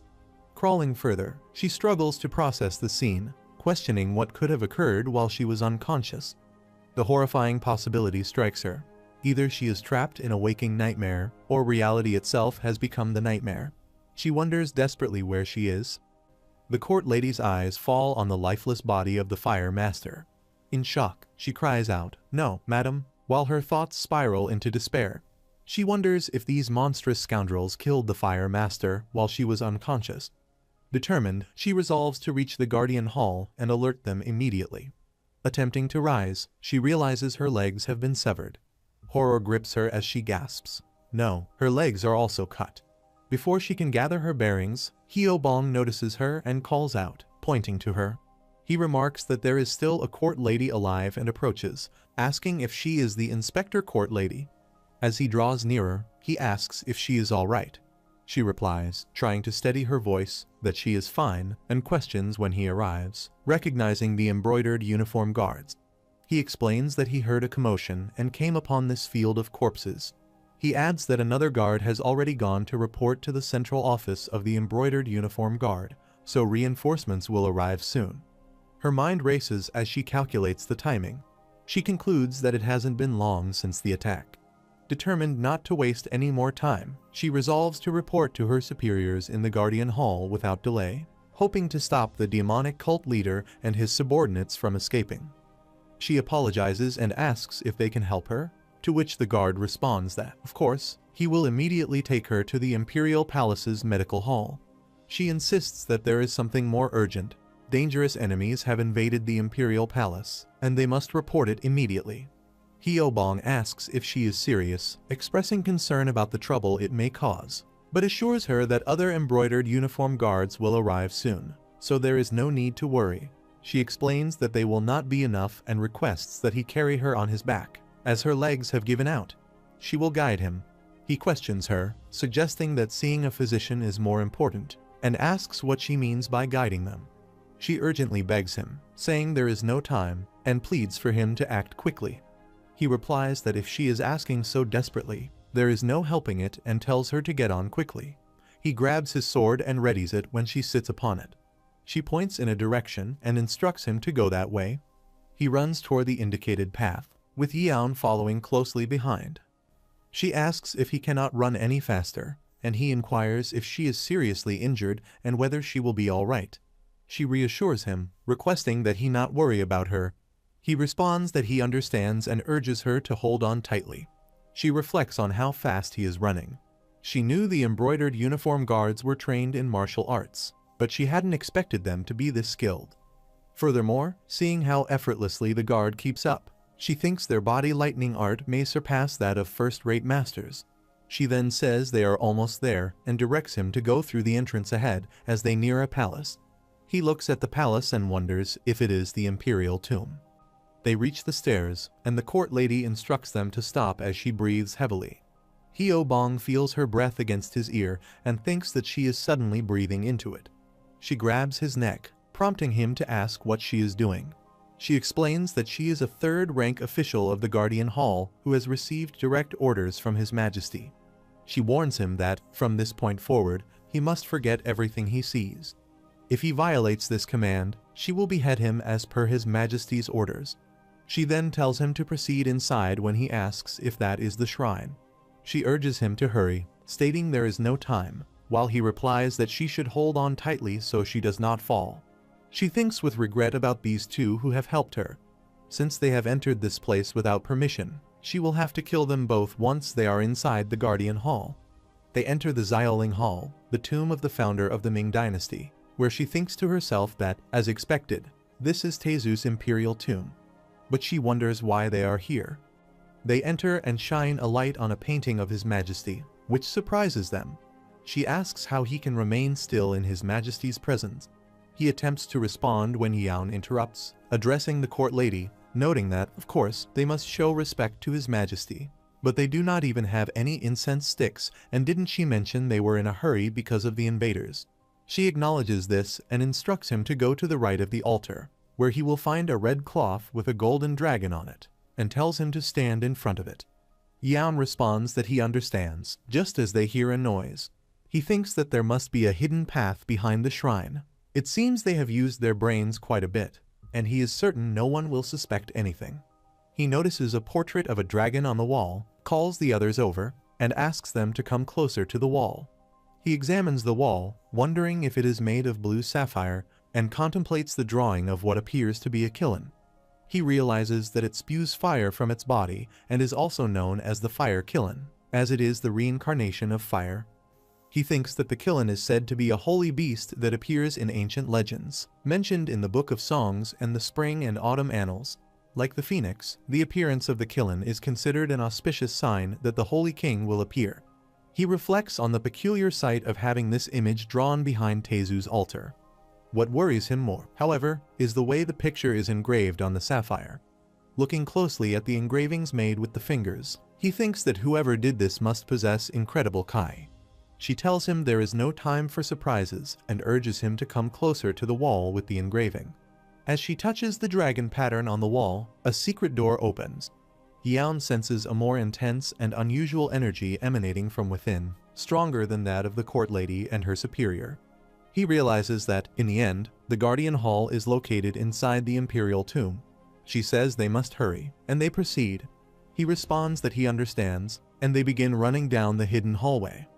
Yaon remarks that he didn't know a place like this existed within the Imperial Palace. Given the vastness of the place, he wonders if there is a prison that holds people captive. He asks if she knows where it is, to which she responds that such a question is not one an embroidered uniform officer should be asking. She tells him to simply follow her quietly. He exhales angrily through his nose, thinking to himself that it is outrageous for her to show such an arrogant attitude towards his lord. He resolves that, if it comes to it, he will deal with her himself, especially if it involves the smell of blood. The scene shifts to the Imperial Palace Guardian Hall's middle area, where they arrive to find blood spread everywhere, with bodies lying in slashes and pools of blood. She comments on the failure of those who were supposed to guard this place, while Yaon replies that it is no surprise there must have been others who came here before them. She attempts to recognize a voice, but Yaon, growing frustrated, throws his candle to the ground and declares that there is no need for any further pretense. He asks again where the Guardian Hall's prison is. She places a trembling hand on Hyobong's shoulder, thinking to herself that there is no doubt that the pressure she feels definitely belongs to the leader of the demonic cult. However, his voice sounds different from before, and she wonders if he has used evil arts to alter it. She recalls that he had massacred everyone and fled, but now she questions his motives. Did he deceive her to break into the Imperial Palace's Guardian Hall? If that's the case, she concludes, this person must be allied with him as well. In a swift motion, she grabs her sword and attempts to strike, but he throws her aside. Yaon asks him if he is all right, and he responds that he is fine, thinking to himself that he drew his sword quickly, but wonders just how fast his lord is. He then asks how this all happened as they survey the fallen warriors. He examines the blade marks and thinks that this cut resembles the third movement of their cult's dark shadow blade technique, while the mark left on one of the bodies indicates the second movement of the 10 absolute sword. He thinks that the martial arts marks left on their bodies all belong to their cult, and although no high-level techniques were used, anyone would be able to deduce from these marks that the attackers were members of their cult. Yaon comments that he doesn't think this issue will be resolved just by rescuing the squad leaders, to which Hyobong asks for clarification. The scene shifts to the central area of the Imperial Palace Guardian Hall, where the Grand Chef of the Imperial Palace Guardian Hall and the third Guardian are gathered with several others near a pillar. A guard approaches them, coming down the stairs, and informs the third Guardian that there is a problem. Area 5 has been breached, and it seems the attackers will be here soon. The third Guardian demands to know what he means, emphasizing that since the Guardian Hall was established, it has never been breached. He asks how something like this could happen. He thinks to himself, wondering how they could have launched an attack when their forces were down to nearly 30%. Was it all part of a planned strategy? He thinks that the fact they have come here must mean they are targeting the treasure they have been guarding under His Majesty the Founding Emperor's orders. He realizes that they must stop the invaders at all costs. He commands that they must never let the enemies breach Area 7, no matter what. Just as black smoke begins to rise from the stairs, they look toward the smoke as someone arrives. The third Guardian senses the dense killing intent, so thick that it is suffocating, and wonders how many people must have been killed for their clothes to be stained red with blood. As black-clad warriors arrive, the Blood Blade leader remarks coldly that no matter how many they kill, there will always be more insects hiding in the tomb. The Blade Master, acknowledging the situation, says that since they must leave behind some traces, they should take care of things here and allow others to retrieve what they came for. She agrees, and as they proceed, everyone is shocked to see her and rushes to attack. One of them questions how these scoundrels dare to try to pass through this place, while another tells her to die. With a calm exhale, she slashes the attacking person in one swift motion, calling them insects. A person looks at her and thinks about her ridiculously fast blade. As the third Guardian, he cannot even follow her movements with his eyes. He wonders who on earth these people could be. Reflecting on the structure of the Imperial Palace Guardian Hall, he describes it as being hidden within the vast Imperial tomb and connected to a total of 7 underground areas. He presents a mental map of the Guardian Hall and explains that the 7th area, which is said to be the deepest underground, is highly restricted. Even the second Guardian and third Guardian, who hold positions of leadership, find it difficult to gain access. At the passage leading to the 7th area, an old man walks down the path and feels the oppressive heat. He thinks that it is not merely hot but burning, and despite protecting his body with inner kai, he is still drenched in sweat. He asks the Blood Blade leader if she is all right, to which she replies curtly, questioning whether he is already struggling with such a level of heat. He observes her and thinks about how she does not even shed a single drop of sweat, a testament to her strength as the high-ranking 6th leader who commands their school. Her inner kai is on a completely different level from his. He remarks that they seem to be almost there when he notices a wall on the other side of the smoke. He asks about the wall, wondering if it is another entrance, and notes an inscription near it. As he examines the writing on the wall, he reads the warning aloud. Anyone who recklessly seeks treasure will be trapped here and die. Those who force their way out will be crushed to death. She dismisses it as a lame warning, thinking she initially assumed it was a simple wall. On closer inspection, she realizes it is constructed from closely stacked bricks. She opens the door and steps inside, pondering the intricacy of the design. She considers that the bricks might be interconnected in a way that, if the passage were forcefully broken, the entire structure would collapse. He follows her and comments that it looks like there is something beyond this point, but expresses doubt, adding that he is certain it's just a waste of time. She dismisses the intricacy of the structure, saying it's all useless and urging them to move on. He nods in agreement, and they proceed through the narrow hallway. The scene shifts to the Guardian Hall's 4th area, where the floor is littered with corpses and blood is splattered everywhere. A man there screams in frustration, lamenting the annoyance of carving the demonic cult's sword techniques onto the corpses. Despite his high rank, equivalent to that of a leader, he has been reduced to this gruesome task. He thinks that, fortunately, he is almost finished, and the monstrous Blood Blade leader must have already reached the location of the treasure. Realizing he needs to hurry, he hears approaching footsteps and tenses. He wonders if someone is present, fearing reinforcements have already been sent. But isn't it too fast for that? Hyobong observes the scene and remarks with horror that there are even more corpses here. As he scans the area, he notices the man and tries to recognize him. Another person comments that the smell of blood is even worse than in the upper levels and points toward the man, exclaiming they have found him. He looks at the embroidered uniform guard pointing at him, thinking with disdain that a mere scoundrel dares to point a finger at someone of his stature. Hyo Bong remarks that he has finally caught up with him after descending 4 floors underground. He sizes him up, thinking that while Hyo Bong might be a transcendent realm master at best, his arrogance knows no bounds. He mockingly asks if Hyo Bong came here alone. Hyo Bong retorts with a question of his own, asking what he plans to do if the answer is yes. He laughs derisively, teasing him by sticking out his tongue, and taunts him, asking if he has lost all fear. He declares that he is getting bored anyway and promises to fix Hyo Bong's manners today. Hyo Bong, unfazed, invites him to try his best. He sneers, questioning what gives Hyo Bong the confidence to act so arrogantly, but admits he will keep him entertained for a while. Without hesitation, he charges forward to attack.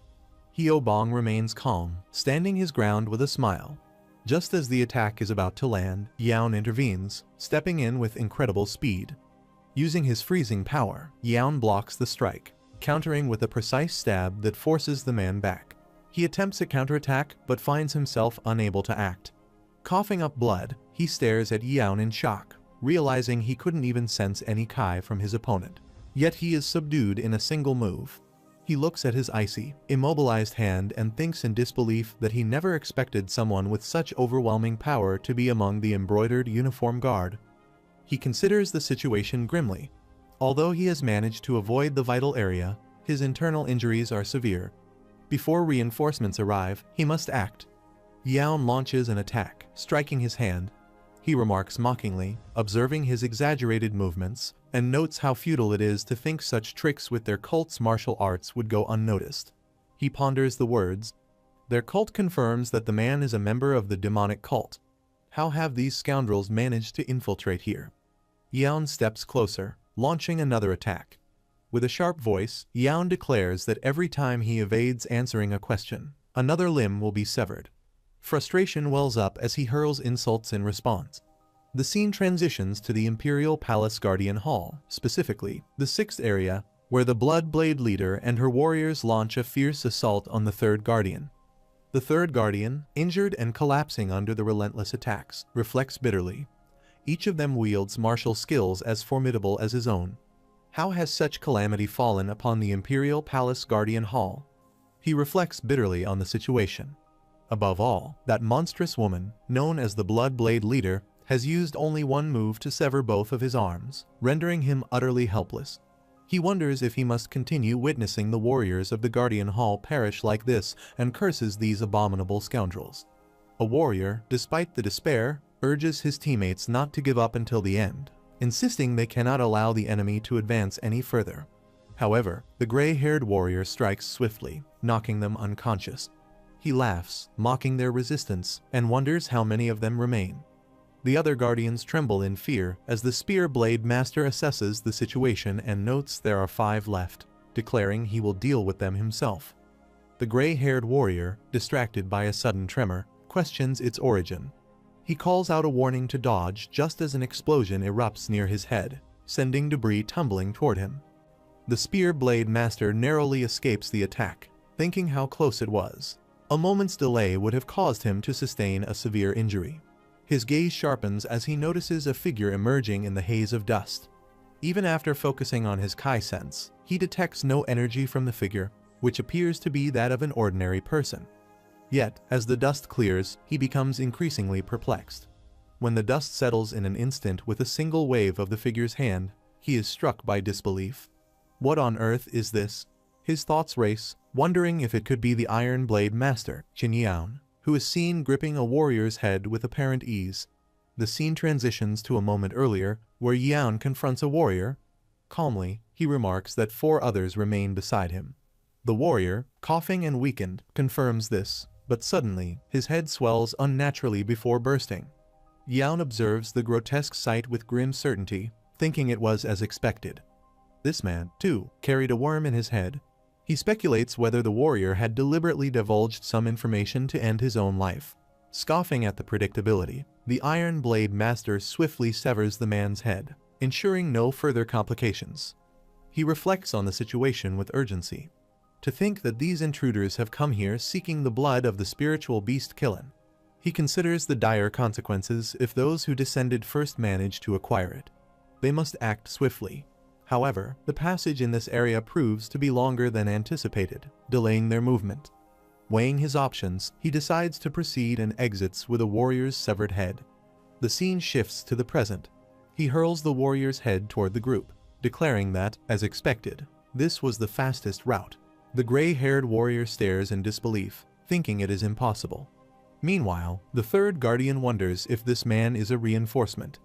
Other warriors, filled with renewed hope, exclaim with excitement that His Majesty has sent aid. The Spear Blade Master, however, is incensed.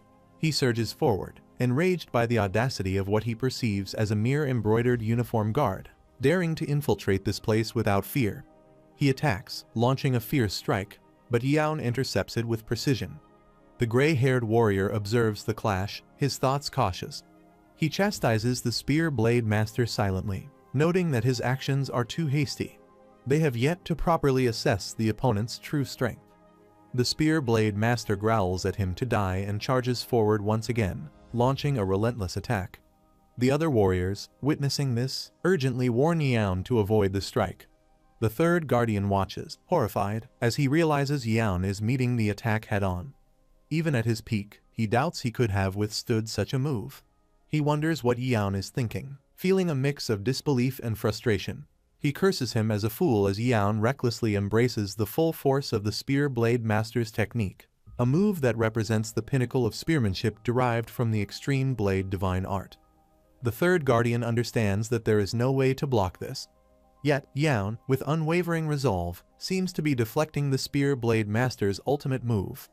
The Spear Blade Master, stunned by the counter, tries in vain to block the continuous barrage of attacks that Yaun sends toward him from all directions.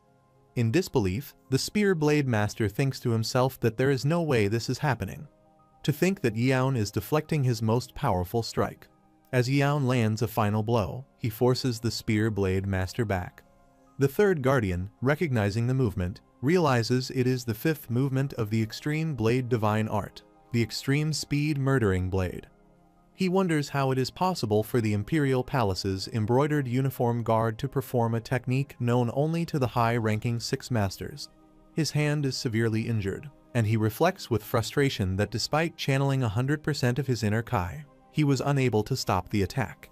Undeterred, he charges again, furiously demanding to know who Yaun truly is.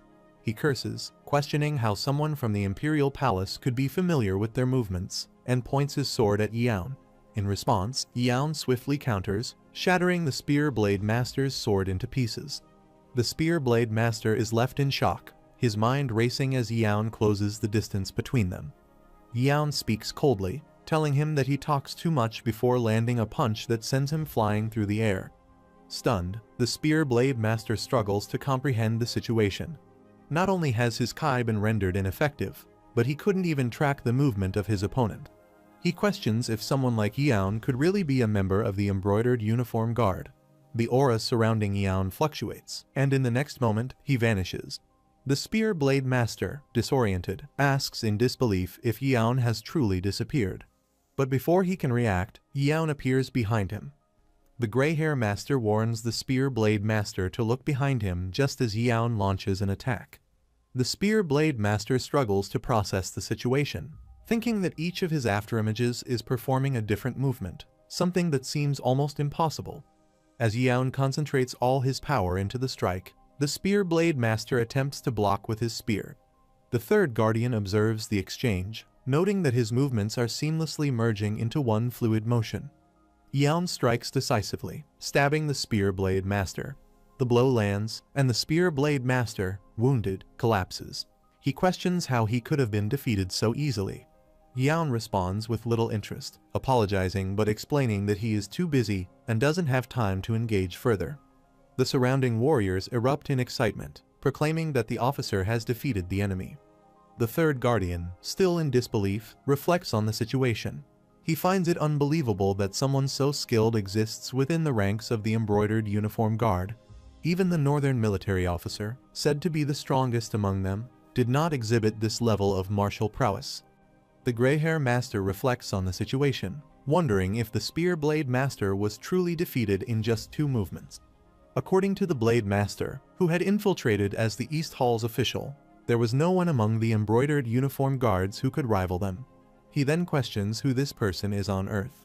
As Yaon watches him, he asks if the gray-hair master is the last one remaining. The gray-hair master quickly gets up and begins to flee, thinking that he must escape. If he stays to fight, he will meet the same fate as the spear blade master. For now, his only option is to run and try to lure Yaon toward the location of the blood blade master. Yaon sends his magical sword flying toward him, launching an attack. The gray-hair master halts abruptly, eyes widening in disbelief as he watches the sword's trajectory. He wonders what this is. Yaon, with cold determination, asks him how he thinks he could possibly escape. The gray-hair master looks behind him, his mind racing as he wonders where the ice swords came from. He questions whether it is realistically possible to control so many swords at once. Desperately, he runs to escape his attack, thinking that instead of confronting this monster head-on, his best chance is to break through the ice swords. He believes that Yaon shouldn't be able to move while using the Kai to control the swords. The gray-hair master decides to use the 4th movement of the extreme sword form destruction combined with the sword technique of the extreme blade divine art to block the incoming ice attack. He convinces himself that this will work, thinking that since the swords are made of ice, they cannot withstand his ultimate move. However, as Yaon appears behind him, he realizes too late that his defense has failed. Iron Blade Master strikes swiftly, stabbing him. Yaon remarks that the gray-hair master's back is exposed, and with one clean motion, he slices his neck. The 3rd guardian, watching in shock, exclaims that this is impossible. He is left in disbelief, thinking that this is insane. A master of such skill exists. At this level, the person's identity no longer matters. The 3rd guardian thinks with a sense of relief that such an incredibly powerful individual is their ally. If anyone can handle that monstrous woman, it's Iron Blade Master. He quickly urges Yaon to descend and stop the enemies, stressing the urgency of preventing the treasure from being stolen.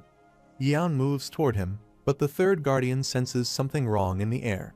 Instead of sheathing his blade, Yaon exudes an unsettling killing intent. Yaon, however, appears indifferent to the situation and asks what he should do, revealing that he is no longer an ally. Without further warning, he swiftly cuts the 3rd guardian's neck. The other warriors stand frozen in shock, one of them asking why Yaon is acting this way. Yaon responds coldly, asking if they still consider him an ally. With a grim expression, he reveals his blood-soaked sword, declaring that he is the master of 100,000 mountains. The warriors tremble in disbelief. One of them stammers, asking if Yaon truly is the owner of 100,000 mountains, while another, his voice shaking, asks if he belongs to the demonic cult. Yaon answers firmly, stating that from this moment forward, he will kill them all. The scene shifts to the Imperial Palace's Guardian Hall, where Yaon stands, his gaze fixed on the lifeless bodies of the warriors. With a cold expression, he mutters to himself that to hell with the Imperial Palace.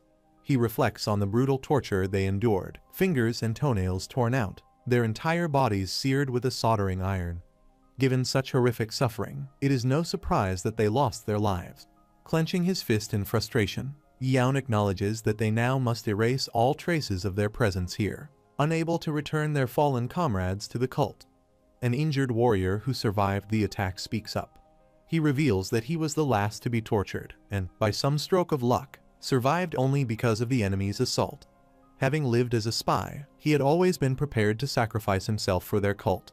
He adds that, for this reason, Yaon should not show any signs of sadness for those who died while fulfilling their duties. Yaon turns to him, asking who told him that he is sad. He explains that the squad leaders of the Invisible Clan are shadows without families or relatives, existing solely for the sake of their cult. Despite this, he acknowledges that the fallen warriors carried out their final mission with their lord, and since their lord himself retrieved their bodies, they will not have any regrets. Yaon thinks to himself that he understands the situation all too well, so how could he not? Knowing this, he realizes that their lord must be even angrier. It has been a long time since he saw him so enraged. As he surveys the surroundings, a thought crosses his mind, and he wonders if it's truly all right for him to go alone. He mutters to himself that they should finish things quickly and head to where their lord is. Suddenly, the ground shakes, and he asks in alarm what is happening. An earthquake? He senses something unusual in the air, and turning around, he notices red smoke rising behind him. He realizes that an unfamiliar energy is emanating from the underground. Determined to reach their lord, he decides to leave this place to the injured warrior, instructing him to stay behind while he moves forward. Meanwhile, the Blood Blade Master and Blade Master teleport to a new location, where they are confronted by a series of spears moving toward them. The Blade Master easily blocks the spears with his shield, dismissing them as childish traps. He calmly points out that the entrance is visible just ahead. They see a fire pond in the center and wonder what is a fire in the middle of a pond. Upon closer inspection, they realize that the rock in the center of the pond is on fire. He thinks this must be why the air here is more humid than in other places when a demonic voice asks who dares to set their dirty feet here. He wonders what this monster-like voice is and where it is coming from, noting that his Kai sense isn't working properly due to the strange energy emanating from the fire. Blood Blade Master asks if he is the last guard, calling him a bitch. Blade Master thinks that she has called him a bitch if that was indeed a woman's voice. The demonic voice retorts, calling her arrogant, noting that her attempt to target the Imperial Palace's treasure shows how bold she must be. Blood Blade Master taunts the voice, asking how long it will hide and run its mouth. She mocks that if the voice is scared, it should show itself. If not, she suggests that it must be hiding because it is so ugly. Blade Master reflects on the situation, thinking that if this is a fight between women, such a simple provocation wouldn't normally work. Yet, to his surprise, it does. He questions how she manages to endure the flames without being affected. She transforms from fire into a human form, and he watches in disbelief, thinking that it is impossible. It is not that she is simply on fire, but her entire body is composed of flames. He wonders if this energy truly belongs to a human. Blood Blade Master remarks that he had thought she was merely protecting this place, but it seems she has absorbed the fire herself. The Fire Lady transforms into a beautiful woman, and he observes her closely, thinking that, judging from her face, she appears to be no older than 20. There is something strangely alluring about her appearance. She laughs, commenting that she has wondered how handsome he is, but he turns out to be nothing special. He thinks that she is calling Blood Blade Master ugly when Blood Blade Master responds, saying that for a mere gravekeeper, she is quite arrogant. The Fire Lady retorts that she is not just a mere gravekeeper. Referring to the treaty with the founding emperor of the Great Ming Empire, she claims that she has been guarding the treasure in the imperial tomb for a long time. She asserts that she is not someone a mere ugly thief, like Blood Blade Master, can thoughtlessly taunt. Blade Master wonders what she means by the founding emperor, realizing that his reign ended 200 years ago. He then questions if the blood of the Killen grants eternal life. Blood Blade Master comments that to have lived with such a youthful appearance for over 200 years suggests this possibility, his eyes filled with greed. Ran Yong, with disdain, calls him a foolish scoundrel for thinking such things. She summons her fire dragon and declares herself the first guardian, Ran Yong. She affirms her oath to the Great Ming's founding emperor, vowing to eliminate the thieves who seek the treasure. Moving toward Blood Blade Master, she states that once she enters this place, neither of them will leave alive. With that, she launches an attack, aiming to send them both to hell. Blood Blade Master responds that he will block her assault, attempting to shield himself by rapidly raising his sword. However, he watches in shock as his sword catches fire. He curses under his breath, realizing that his weapon is now burning. She strikes again, this time grabbing his hand with her fiery grip.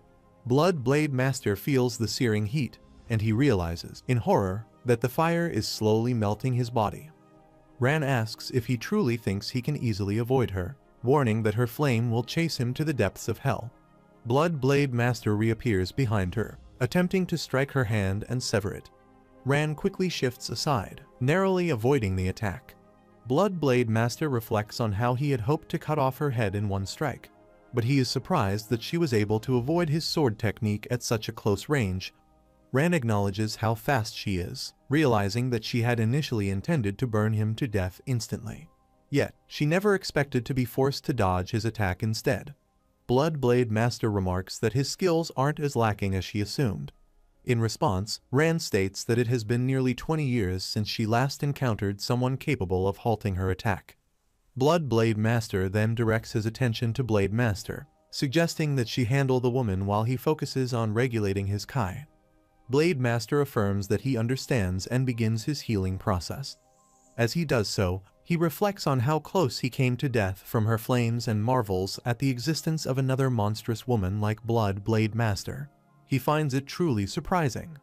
He thinks that stone debris is falling from above, and due to his Kai regulation, he is unable to avoid the blast.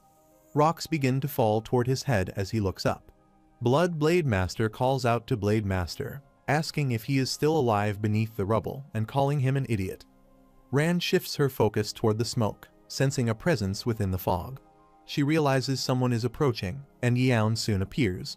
She observes him and identifies him as an embroidered uniform guard, though she silently notes his energy feels different. He greets her, expressing relief that he is not late. Ran senses a chaotic and dangerous energy emanating from him, distinct from the one she has. Although he wears the embroidered uniform, she can tell that he is far stronger than the Emperor's bodyguards. She had assumed everything would be settled once she dealt with the woman, but now it seems that this will not be so easy. Realizing that he must have come from above, she concludes that he must have already dealt with the other masters. Her thoughts turn to the possibility that he is an ally of the woman. If they attack together, it could be dangerous. Determined, she decides that the best course of action is to kill him first. With that, both she and Blood Blade Master charge toward him. He draws his sword in preparation for a counterattack, and both Ran and Blood Blade Master notice this. Ran thinks to herself, wondering about the white blade in his hand and where that dark sword came from. They both attack him from either side, but Ran feels something unsettling. He is neutralizing her flame with his cold Kai, and, more than that, he is skillfully blocking all of her attacks while simultaneously exploiting her openings. She realizes he is capable of using both sword techniques and blade movements with each hand, effortlessly switching between them. Blood Blade Master strikes as well, but he easily deflects her attack. She thinks to herself, realizing that the scoundrel is far more dangerous than she had anticipated and that he is not someone she can afford to hold back against. In a sudden shift, Ran transforms her body into a dragon and launches a fiery assault on him. He reacts swiftly, blocking her fiery attack with his sword. He is stunned to realize that her flame Kai, which had been far weaker just moments ago, is now powerful enough to counter the cold Kai of his white dragon blade, heating it up in the process. Ran taunts him, asking if someone who controls cold Kai can withstand her 12 calamity fire. With a fierce determination, she unleashes a torrent of flames in his direction. Blood Blade Master, not wanting to be outdone, activates the fifth movement of the Extreme Blade Divine Art and executes the Extreme Speed Murdering Blade, shouting at him to die. Ran continues to assault him with her flame powers, and a powerful blast erupts, causing rocks to rain down around them. Blood Blade Master is pushed back by the force, and she thinks to herself, overwhelmed by the tremendous power of the attack. She figures that he must have been turned to ashes, convinced that there is no need to check if he is alive or dead.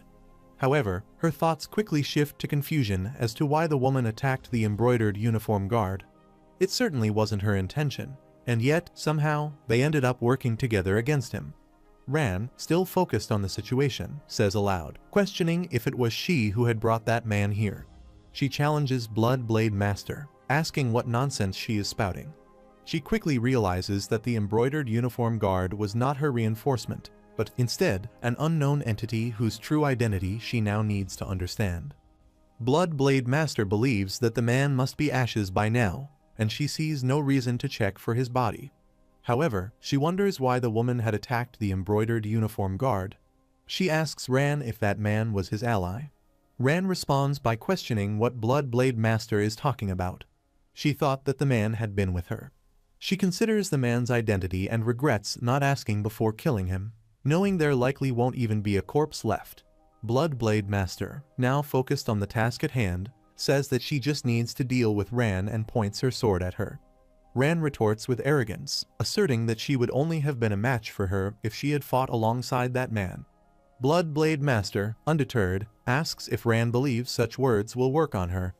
Ran considers her words, thinking to herself that only time will tell if that claim holds true. As the tension mounts, Yaon emerges from beneath the rocks. He notices the strange sight of black smoke swirling in the area, and Ran, too, catches sight of it. She thinks to herself, recognizing the presence of black frost. Despite the area being engulfed in her own flames, she wonders how the floor in that specific spot remains frozen. Blood Blade Master looks at Yaon and thinks that he should be dead, but it appears he's not. His armor is damaged, and there are numerous cuts across his body. However, Yaon uses his healing abilities to mend the wounds. Ran, observing this, is astounded.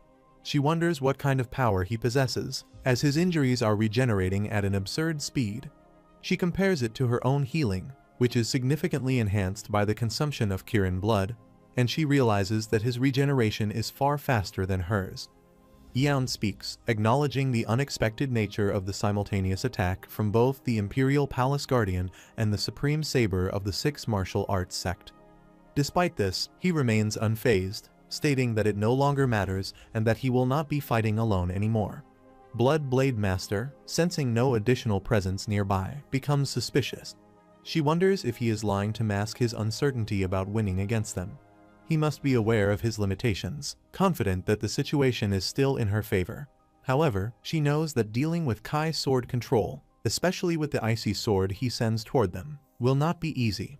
Ran, processing the situation, realizes that Yaon must be at the mystic realm level. She considers the implications. She has lived for over 2 centuries, but has never encountered a martial artist capable of reaching that realm.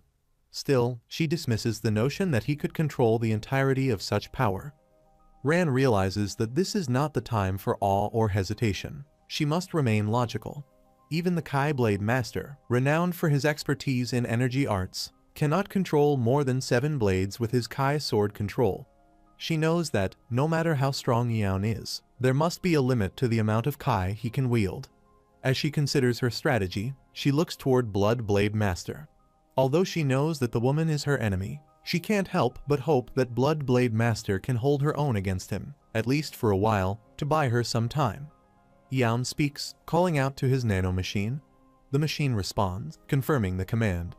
With the augmented reality activated, it locks onto Ran as the target, initiating a self-targeting system for 12 swords. Yaon then declares that he will not let her down and launches his attack. In response, Ran summons her 12 eternal flames to counter, her flames erupting in a fierce defense. But to her surprise, Yaon's swords slice cleanly through the inferno, his mastery evident as he controls all 12 blades with precision. Ran grits her teeth, realizing that his ability to control so many blades at once is no mere trick. It is the full extent of his formidable skill. Yaon releases a powerful blast, but Ran counters with her own flame powers, declaring that her flame pillars, created with her innate core energy, cannot be destroyed, even by enhanced energy. With a smile, Yaon halts his sword midair, which causes Ran to pause in confusion. The nano machine then announces that it is activating 3 techniques from the Heavenly Demon Sword Art and 3 techniques from the 24 demonic sword techniques across the 6 swords under his control. Ran's eyes widened in shock as she witnessed Yaon seamlessly integrate these sword techniques with his Kai sword control. She thinks to herself that it is impossible. How can he combine such advanced techniques with his Kai sword control? But even as the realization hits her, she refuses to believe she will go down so easily. She summons her flames to block the icy swords now heading toward her, but doubt creeps into her mind. How could he attack so swiftly, performing techniques that should take much longer to execute? And how is he using sword techniques while also maintaining control over the Kai sword control? Ran thinks it feels as though she is battling 6 master martial artists simultaneously. Blood Blade Master charges at Yaon as well, readying her attack. She realizes she cannot block this relentless onslaught. Each technique wielded by Yaon is more refined than the Supreme Saber Divine Martial Arts, yet they have an uncanny familiarity with it. When Yaon launches a barrage of icy arrows, a revelation dawns upon Ran. She recalls an old martial artist, one of the figures who once thwarted the Supreme Saber of the 6 martial arts sect from extending their influence deeper into the Jianghu. His movements remind her of the sword techniques used by that old master, who had declared himself the founding cult leader of the demonic cult. No, she thinks, these techniques are not just similar. They are flawless and perfected in a way that surpasses even that legendary figure. Her mind races further, connecting the dots. Could this man truly be from the demonic cult? But if so, there is only one person she has heard of who could perform such unmatched techniques. As Yeon channels a powerful mana attack, Blood Blade Master narrows her eyes. The pieces fall into place for her, too. Their long hair, pale complexion, and appearance match precisely the reports from their spies within the demonic cult. Her suspicions solidify as she thinks this man, the one who has repeatedly foiled their plans, is none other than Yeon, the leader of the demonic cult. Blood Blade Master contemplates the unexpected presence of Yeon. According to their intelligence, he should have remained confined to the demonic cult, either addressing internal suspicions of Imperial Palace spies or preparing for the Dan Festival. Yet here he is, disrupting their plans. She thinks about how crucial it is to inform her allies of this unexpected turn of events, but at the moment, she is unable to act on it. Yeon continues his relentless assault, and she wonders how he managed to close the distance between them so swiftly, his movements sharp and unrelenting. She realizes that with every attack, she is forced to focus entirely on defense, unable to counter the overwhelming force of his cold Kai. Ran suddenly intervenes, her flame powers clashing with Yeon's icy strikes. Blood Blade Master observes the chaotic battle unfolding around her. At this rate, she realizes both she and Ran are at risk of falling before Yeon exhausts his inner energy. This failure would not only cost her the treasure. Her thoughts quickly shift to the Kirin blood, which she suspects is hidden in the tomb. It is a mythical elixir that is said to amplify Kai to extraordinary levels. She doesn't know if it will take effect immediately, but it is her only hope. She grips her sword with renewed determination, channeling every ounce of her remaining strength. Resolving to gamble everything on this slim chance, she activates the Supreme Saber Divine Martial Arts 7th technique, Fight of 8 Immortal Swords. She believes there is a flaw in his Kai sword control caused by her attack, perceiving this as her opportunity. However, he counters swiftly, slashing her hand. As she cries out in anguish over her injury, he severs her arm entirely, remarking that he would never allow her to attempt such a petty trick. With his sword pointed at her, his confidence remains unshaken. She realizes he is far more formidable than they had anticipated, surpassing the limits of human capability. Yet, her resolve strengthens, and she is convinced that he must be eliminated for the cult's grand cause. Despite his monstrous power, she clings to the hope that he has a vulnerability. She plans to ambush him when his defenses falter, but when she strikes again, he intercepts her, severing her other arm as well. He questions whether she failed to hear his earlier warning, while she, undeterred, mocks him. She taunts his fear of a woman, even though her right arm is already gone, and derides the idea that someone who has reached the mystic realm, the pinnacle of martial arts, could be troubled by her. He counters coldly, questioning if she only resorts to bringing up gender when it suits her advantage. For someone like her, a leader of the Supreme Saber of 6 martial arts sect, he declares, her performance is nothing but a disappointment.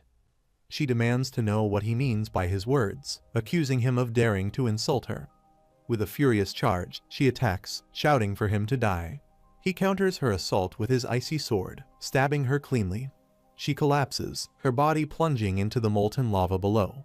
As he watches her fall, he considers that she cannot possibly survive such a devastating combination of a critical injury and immersion in the scalding liquid. Yet, something feels strange despite the intense heat and no evaporation occurs. The Nano machine reports that 38% of its energy remains. He glances behind and notices Ran observing him. She reflects that while she may have reached the mystic realm, maintaining Kai sword control at such an advanced level still requires significant inner energy. It seems he now has only her left to face. She notes that she is enduring far better than the Blade Master of the Supreme Saber of 6 martial arts sect and advances to attack him. He observes her closely, recognizing that her injury must be severe. Though not as advanced as Nano, her body is regenerating with remarkable speed. He wonders if this is how she has managed to hold her ground so far, similar to the second Great Supreme. However, determined to end the battle decisively, he sends his icy sword hurtling toward her. He resolves to end the fight quickly, but as he moves, the Blade Master appears behind him, seizing Hyobong and pressing a dagger to his neck. He turns to face them, his focus momentarily disrupted. The Blade Master reflects bitterly on the misfortune of the ceiling collapsing on him while he was circulating his Kai, rendering his left arm completely useless. Hyobong, observing the situation, recalls that he had leaped down upon noticing a hole in the ground, only to encounter someone as dangerous as this. Before he can say more, he is silenced abruptly. The Blade Master stabs him, issuing a cold warning that he will slit his throat next if he dares to try anything. He demands to know Hyobong's connection to the man standing before them. Hyobong retorts that he had already told him to be quiet, but the Blade Master accuses him of attempting to deceive him. As the tension escalates, Yaon rushes to assist Hyobong, only for the Blade Master to grab him by the neck with alarming speed. The Blade Master notes how quick Yaon is, realizing he nearly got caught off guard. However, Yaon channels his mana, landing a powerful punch against the Blade Master, while demanding that he release Hyobong. The Blade Master scoffs, refusing to comply, and warns that he will kill Hyobong if Yaon takes even a single step forward. He feels the oppressive intensity of his growing bloodlust. His thoughts are briefly interrupted as he notices the emergence of a demonic shadow behind him. The Blade Master demands Kirin's blood, offering to spare Hyobong if it is brought to him and insisting on a promise of freedom in exchange. Hyobong glances at him, disbelief flashing across his face as he wonders how the Blade Master dares to negotiate with the Demon Lord. Yaon responds with a cold counteroffer. If the Blade Master releases Hyobong immediately, he will grant him a swift and painless death. However, if he refuses, the pain inflicted upon him will be so excruciating that he will regret ever being born into the world. The Blade Master's thoughts spiral. He questions the absurdity of the situation. He is going to die no matter what. Frustrated, he asks if Yaon truly does not care about the life of his subordinate. Seizing the moment, Hyobong strikes the Blade Master in the face with his elbow. However, the Blade Master retaliates with brutal speed, slicing through Hyobong's neck. Blood sprays as Hyobong collapses lifelessly to the ground. Yaon's scream of rage echoes, his voice filled with both anguish and fury as he calls out his name. The Blade Master realizes, almost in shock, that he has instinctively severed Hyobong's neck. Before he can fully process the act, Yaon advances on him, slicing through his hand. Yaon's voice cuts through his cries, commanding him to be silent. He warns that this is only the beginning and denies him any hope of an easy death. Yaon launches a relentless assault. The Blade Master panicked, tried desperately to block the attacks, and pleaded for mercy, his voice trembling with desperation as he repeatedly begged for it to stop. Yet, Yaon pays him no heed, his strikes continuing with ruthless accuracy. The Blade Master, pushed to his limits, resorts to curses, his thoughts seething with fury. He realizes with dread that Yaon is deliberately avoiding his vital areas. Yaon seizes the Blade Master by the head. He reminds him of the promise he made that he would regret his actions. Meanwhile, the Nano machine alerts Yaon that only 15% of his energy remains, warning that he can no longer sustain the enhanced Kai controlling sword. Ran, observing the scene, notices his swords beginning to fade. She sees her opportunity and moves swiftly to strike. Yaon senses her presence, his thoughts torn between frustration and urgency. He regrets not having enough time to prolong the Blade Master's suffering further. With no other choice, he ends it swiftly, cleaving the Blade Master into two with a final, brutal slash. Yaon draws his sword, preparing to strike, but stops as the woman kneels before him in surrender. She bows deeply, her voice steady as she asks why he is so late to arrive, presenting herself as a lowly devotee of the great heavenly demonic cult. She humbly greets him as her heavenly lord. Suspicious, Yaon lowers his sword slightly and questions what trick she is attempting to pull, considering that someone from the Imperial Palace's Guardian Hall would dare to claim allegiance to a demonic cult. She acknowledges the absurdity of the situation, conceding that he has every right to be wary. However, she urges him to consider the pressing matter at hand, hinting that she is willing to explain further, but only if he has the time. Yaon, recognizing the urgency, realizes that checking on Hyobong's condition must take precedence. His Kai sense still detects Hyobong's presence, and there's still time. He sprints toward his fallen form, warning the woman not to try anything. Reaching Hyobong, he grabs him, demanding that he come to his senses. He presses his hand to the wound on his neck, attempting to stop the bleeding, his mind focused entirely on saving him. As Hyo-bong struggles to speak, Yaon sharply tells him to stop, insisting that he will not let him die. With determination, he unleashes his flaming power, urging Hyo-bong to hold on. He presses a burning finger to his neck, using the intense heat to attempt healing. His voice commands the nano machine to scan his condition, warning anyone not to come closer. Ran watches in surprise, then cautiously speaks, acknowledging that she understands his wariness of her.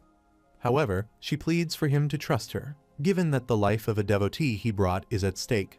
She asks if he would allow her, a lowly subordinate, to handle the situation. Yaon eyes her warily, questioning what she is trying to do.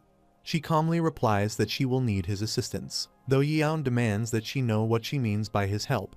Without hesitation, she sits beside Hyo-bong, explaining that they must hurry, promising to provide an explanation once she is ready. Rising, she heads to the lava water pond, collecting some of the liquid. Yaon, still skeptical, asks what it is she has brought. She returns with a clear liquid and answers that it is diluted blood from a Kilin. Yaon asks if this clear water is truly Kilin's blood. She nods, adding that originally, the flame Kai in the Kilin's blood was so potent that it could not even be touched. She explains that the founding emperor of the Great Ming Empire used millennial snow from the North Sea to temper the blood's potency, transforming it into a more manageable form. Yaon listens, his expression skeptical, and asks what exactly she intends to do with this now. She responds that even if it is diluted, Kilin's blood is incredibly effective at regenerating damaged bodies. However, she cautions that the flame Kai within it is still far too potent for normal humans to endure. Noticing his near-extreme yin cold Kai, she suggests that he could infuse some of his cold Kai into the blood, making it safer and more viable for use. Yaon raises an eyebrow, asking if this might be dangerous for Hyo-bong. She admits that if consumed in large quantities, it could be lethal, but with a small dose combined with the cold Kai, it could be just the solution. Yaon considers her words carefully.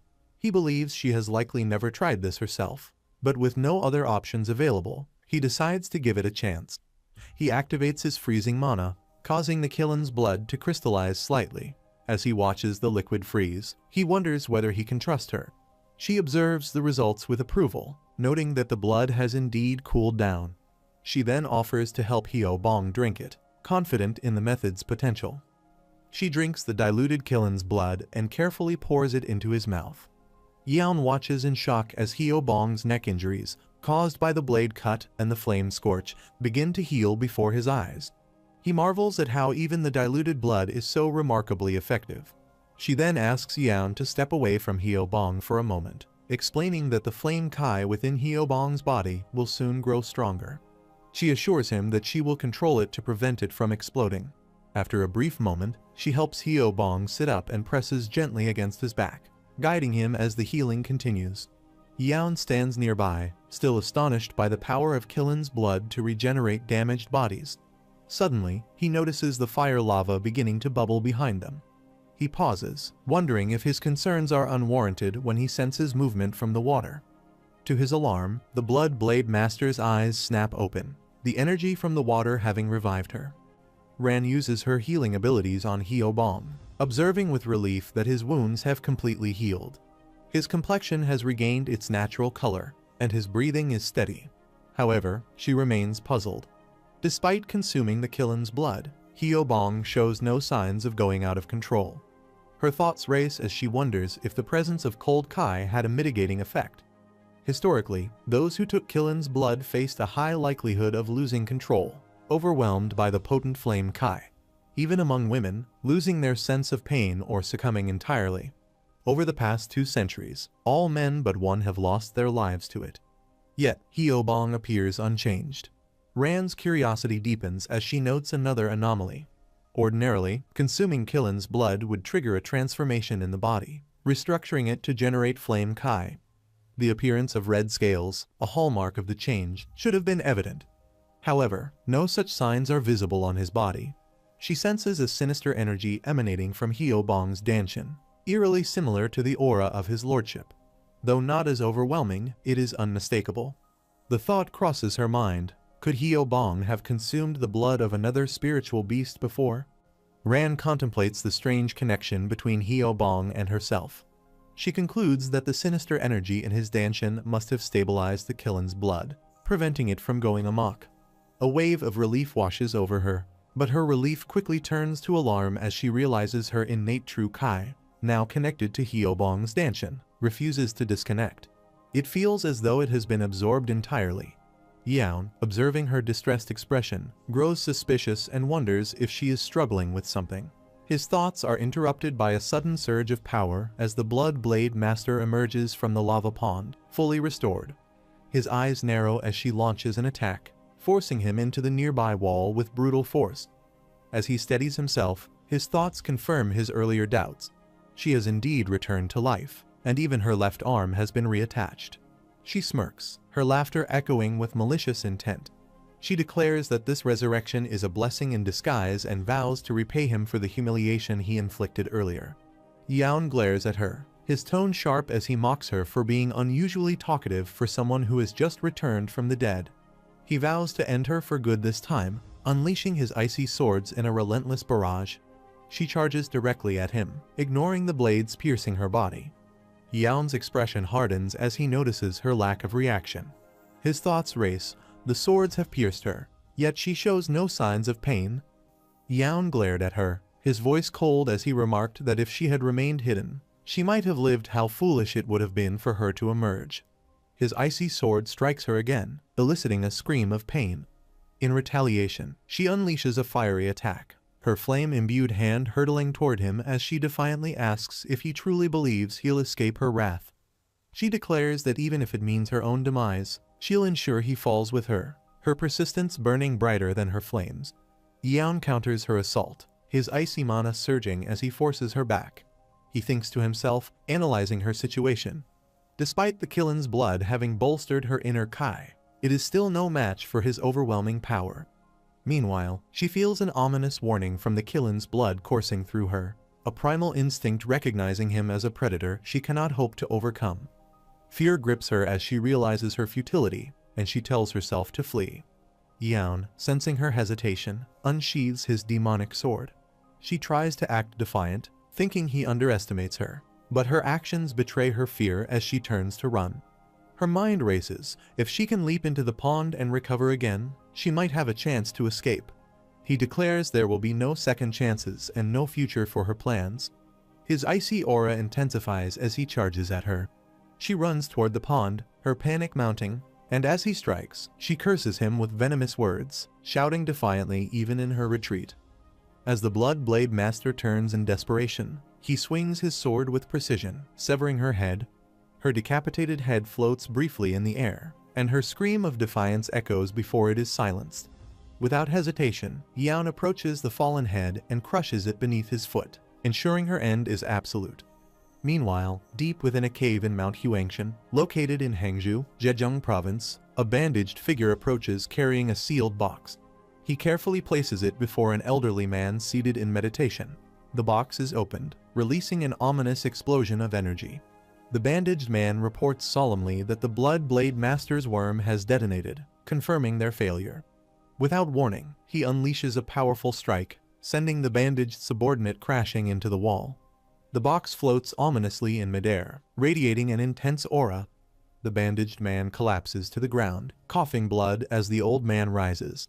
He condemns them as pathetic scoundrels, announces a change in plans, and commands the immediate summoning of the Flame Blade Master and the Mad Blade Master, instructing them to head to Tongsu County to support the remaining Blade Masters.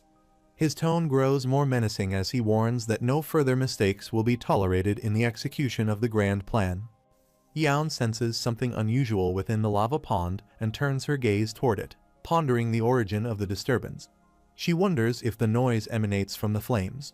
Reflecting on her earlier actions, she recalls diluting the Kirin's flame kai with the 10 millennia frost. However, his thoughts shift as he notices the erratic behavior of his heavenly demonic kai. It has not been this uncontrollable since that incident, and he struggles to understand why it is reacting in such a way. He considers the moment she absorbed the cold kai of extreme yin energy from that woman, questioning whether his kai is now drawn to the energy within the pond. As doubts arise, he wonders if she has been too greedy. His contemplation is interrupted when a dragon emerges from the lava pond. Yaon's mind races, suspecting that it might be the Kirin.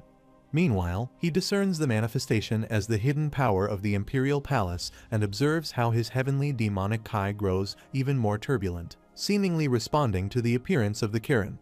Determined to act, he channels his demonic power to form a circle, resigning himself to what must be done. If neither force yields, then he resolves to slay one. He draws his demonic sword, preparing to strike the Kirin, but his attack inflicts no harm. Yaon observes the resilience of the creature and admits to herself that she did not anticipate it being this formidable. The Kirin retreats beneath the surface of the water, prompting Yaon to leap onto the pond in pursuit. He notes with intrigue that the water remains utterly still, leading her to conclude that the Kirin must be a spiritual being. Suddenly, the Kirin opens its massive jaws beneath the water, aiming to bite him. Reacting swiftly, he jumps away, narrowly evading the attack. Without hesitation, he launches a counterattack, yet realizes that combating the Flame Kai with his sword alone proves to be a significant challenge. Acknowledging this, he presses forward with relentless strikes. After a prolonged exchange, he senses a shift and notices that the Kirin appears injured. Observing its weakening flames, he thinks that his efforts are effective, albeit temporarily. Recognizing the need to locate the source of its power, he renews his assault. As the Kirin seems to emit an even more intense heat, he resolves not to let it overwhelm him. Amid the rising light and heat, reminiscent of the sun's radiance, he calls upon Nano, activating its light vision mode to gain clarity in the escalating battle. He focuses intently, finally discerning the source of the Flame Kai, a glowing marble at the heart of Kirin's power. The noise surrounding it intensifies, and he notices that it seems to recoil in fear from the heavenly demonic Kai. He wonders if he might be able to absorb this energy but dismisses hesitation, thinking that he has no other choice. Summoning a fireball, he speculates that if this is the treasure sought by the supreme saber of the six martial arts sect, it would be far better for him to claim it instead. Elsewhere, Ran continues to heal Hyobong. As she channels her innate core energy to stabilize his energy core, a sense of unease overtakes her. Her energy seems unwilling to detach. It feels stuck. Alarmed, she realizes something is amiss and resolves to sever the connection immediately. While maintaining her healing efforts, she notices her Flame Kai pouring out from the front of his body, dissipating unnaturally. Confusion turns to alarm as she senses a sinister force consuming her Flame Kai at an alarming rate. Her efforts to resist are in vain, and her Kai drains rapidly. Ran recognizes the need to confront this energy directly, even at the risk of expending more of her flames. However, before she can act, a sudden transformation overtakes her while her hands shift into the form of a dragon. Hyobong regains his strength, his aura surging outward and forcing Ran back. As she steadies herself and observes him, she remarks that he has undergone metamorphosis. He sits in meditation for a moment, then awakens, blinking in disbelief. He asks if he truly experienced metamorphosis or if this is just a dream. Ran smiles and congratulates him, but his expression shifts as he looks behind her and mutters the words "fire monster." Taken aback, she demands an explanation, calling it a rude way to address the one who saved his life. He sprints toward her and questions how he is supposed to believe that she is the one who saved him. Ran shrugs off his doubt with a calm demeanor, stating that it matters little whether he believes her or not. Instead, she changes the subject, asking him to attempt using the flames. Confused, Hyobong hesitates, asking what she means by flames. Ran clarifies that he should be able to wield them now and encourages him to recall the sensation of the flames enveloping his body earlier. Observing closely, she watches as he summons the flames, her thoughts racing. She marvels at how he manages to conjure them without even manifesting scales. She realizes with astonishment that he has successfully absorbed the Kirin blood, something no one has ever done so seamlessly. Meanwhile, Hyobong, overjoyed, demonstrates his newfound ability, flames swirling around him as he exclaims with excitement that he can control them. Ran secretly smiles to herself, finding his attempt to wield the Flame Kai somewhat endearing. She is certain that, in his eyes, it must feel incredibly cool to control such power. With a playful tone, she mentions that there are many other abilities he can tap into, prompting him to extinguish the flames in frustration. She raises an eyebrow, asking if he has already lost interest. He quickly dismisses her, his attention diverted to something else. Over there, he sees Yaon still locked in battle with the Kirin. Nano machine alerts him that the heat, exceeding 3000 degrees, has pierced through his energy shield, causing burn wounds that are being regenerated. He comes to a realization, understanding why no one has been able to claim the marble until now. If it hadn't been for Nano's regenerative ability and the cold Kai, he knows he wouldn't have survived. In the midst of the chaos, Yaun summons his black dragon, attacking the Kirin and sinking her teeth into it. Yaun, feeling the flame Kai now inside him, realizes that the fight has escalated to a territorial struggle. He, too, takes damage, realizing that the strain is far beyond what his energy core can handle. If this continues, he might not endure. Ran, sensing his distress, calls out to him in concern, her voice tinged with worry as she addresses him as Demon Lord. Just then, Yaun, using his fireball to retaliate, is caught off guard by the Kirin's counterattack and is struck, further weakening him. As Yaun unleashes his fireball, his clothes tear away from the intensity of the blast. A wave of realization washes over him as he thinks that it may have always been beyond his capacity to handle. He collapses to his knees, blood spilling from his mouth as he struggles to maintain consciousness. He wonders, with growing dread, if this is the end for him. His senses begin to fade, and he feels as though he's floating in a pool of his own blood, his thoughts clouded. He wonders if this is what it feels like to be a dragon, and whether the sensation is linked to his demonic Kai. But his heavenly demonic Kai cannot withstand the overwhelming pressure. He realizes that he's managing to avoid the influence of the flame Kai, and in that moment, he focuses inward, feeling the pull of his central energy core. Without warning, his body transforms, turning into flames that spread through the air like an ethereal wisp. Ran calls out to him in distress, her voice tinged with concern as she leaps toward him, desperate to help. But she senses the Kirin's innate energy rejecting her. She knows she must find a way to reach the Demon Lord, but the resistance is overwhelming. As Yaun reappears, now fully infused with flame power, both Ran and Hyobong stare at him in shock. Hyobong, his face filled with confusion and concern, asks aloud what is happening to the Demon Lord as Yaun transforms into something far more demonic than before. Yaun closes his eyes and senses the enhanced energy, an immense force created by concentrating his inner energy. By controlling his Kai sword and connecting it to the formless, innate core energy, he realizes that he is now capable of more than he ever imagined. He had once believed that reaching the mystic realm marked the peak of his martial arts, but he now understands that it was merely the maximum capacity his lower energy core could handle. The true answer, the key to unlocking greater power, lies within the central energy core. In the heat of battle, and at the brink of collapse, the heavenly demonic Kai had forcibly opened the central core. In that moment of danger and enlightenment, a new understanding blossomed within him almost instinctively. As he stands there, he feels the overflowing power within the silence, the raw potential just waiting to be tested. Ran watches him in disbelief, and she observes Kirin's blood, where the black frost is evaporating while the dark flames surrounding Kirin's blood bubble and boil. She quickly deduces that this is the result of the remaining energy from the weapon itself.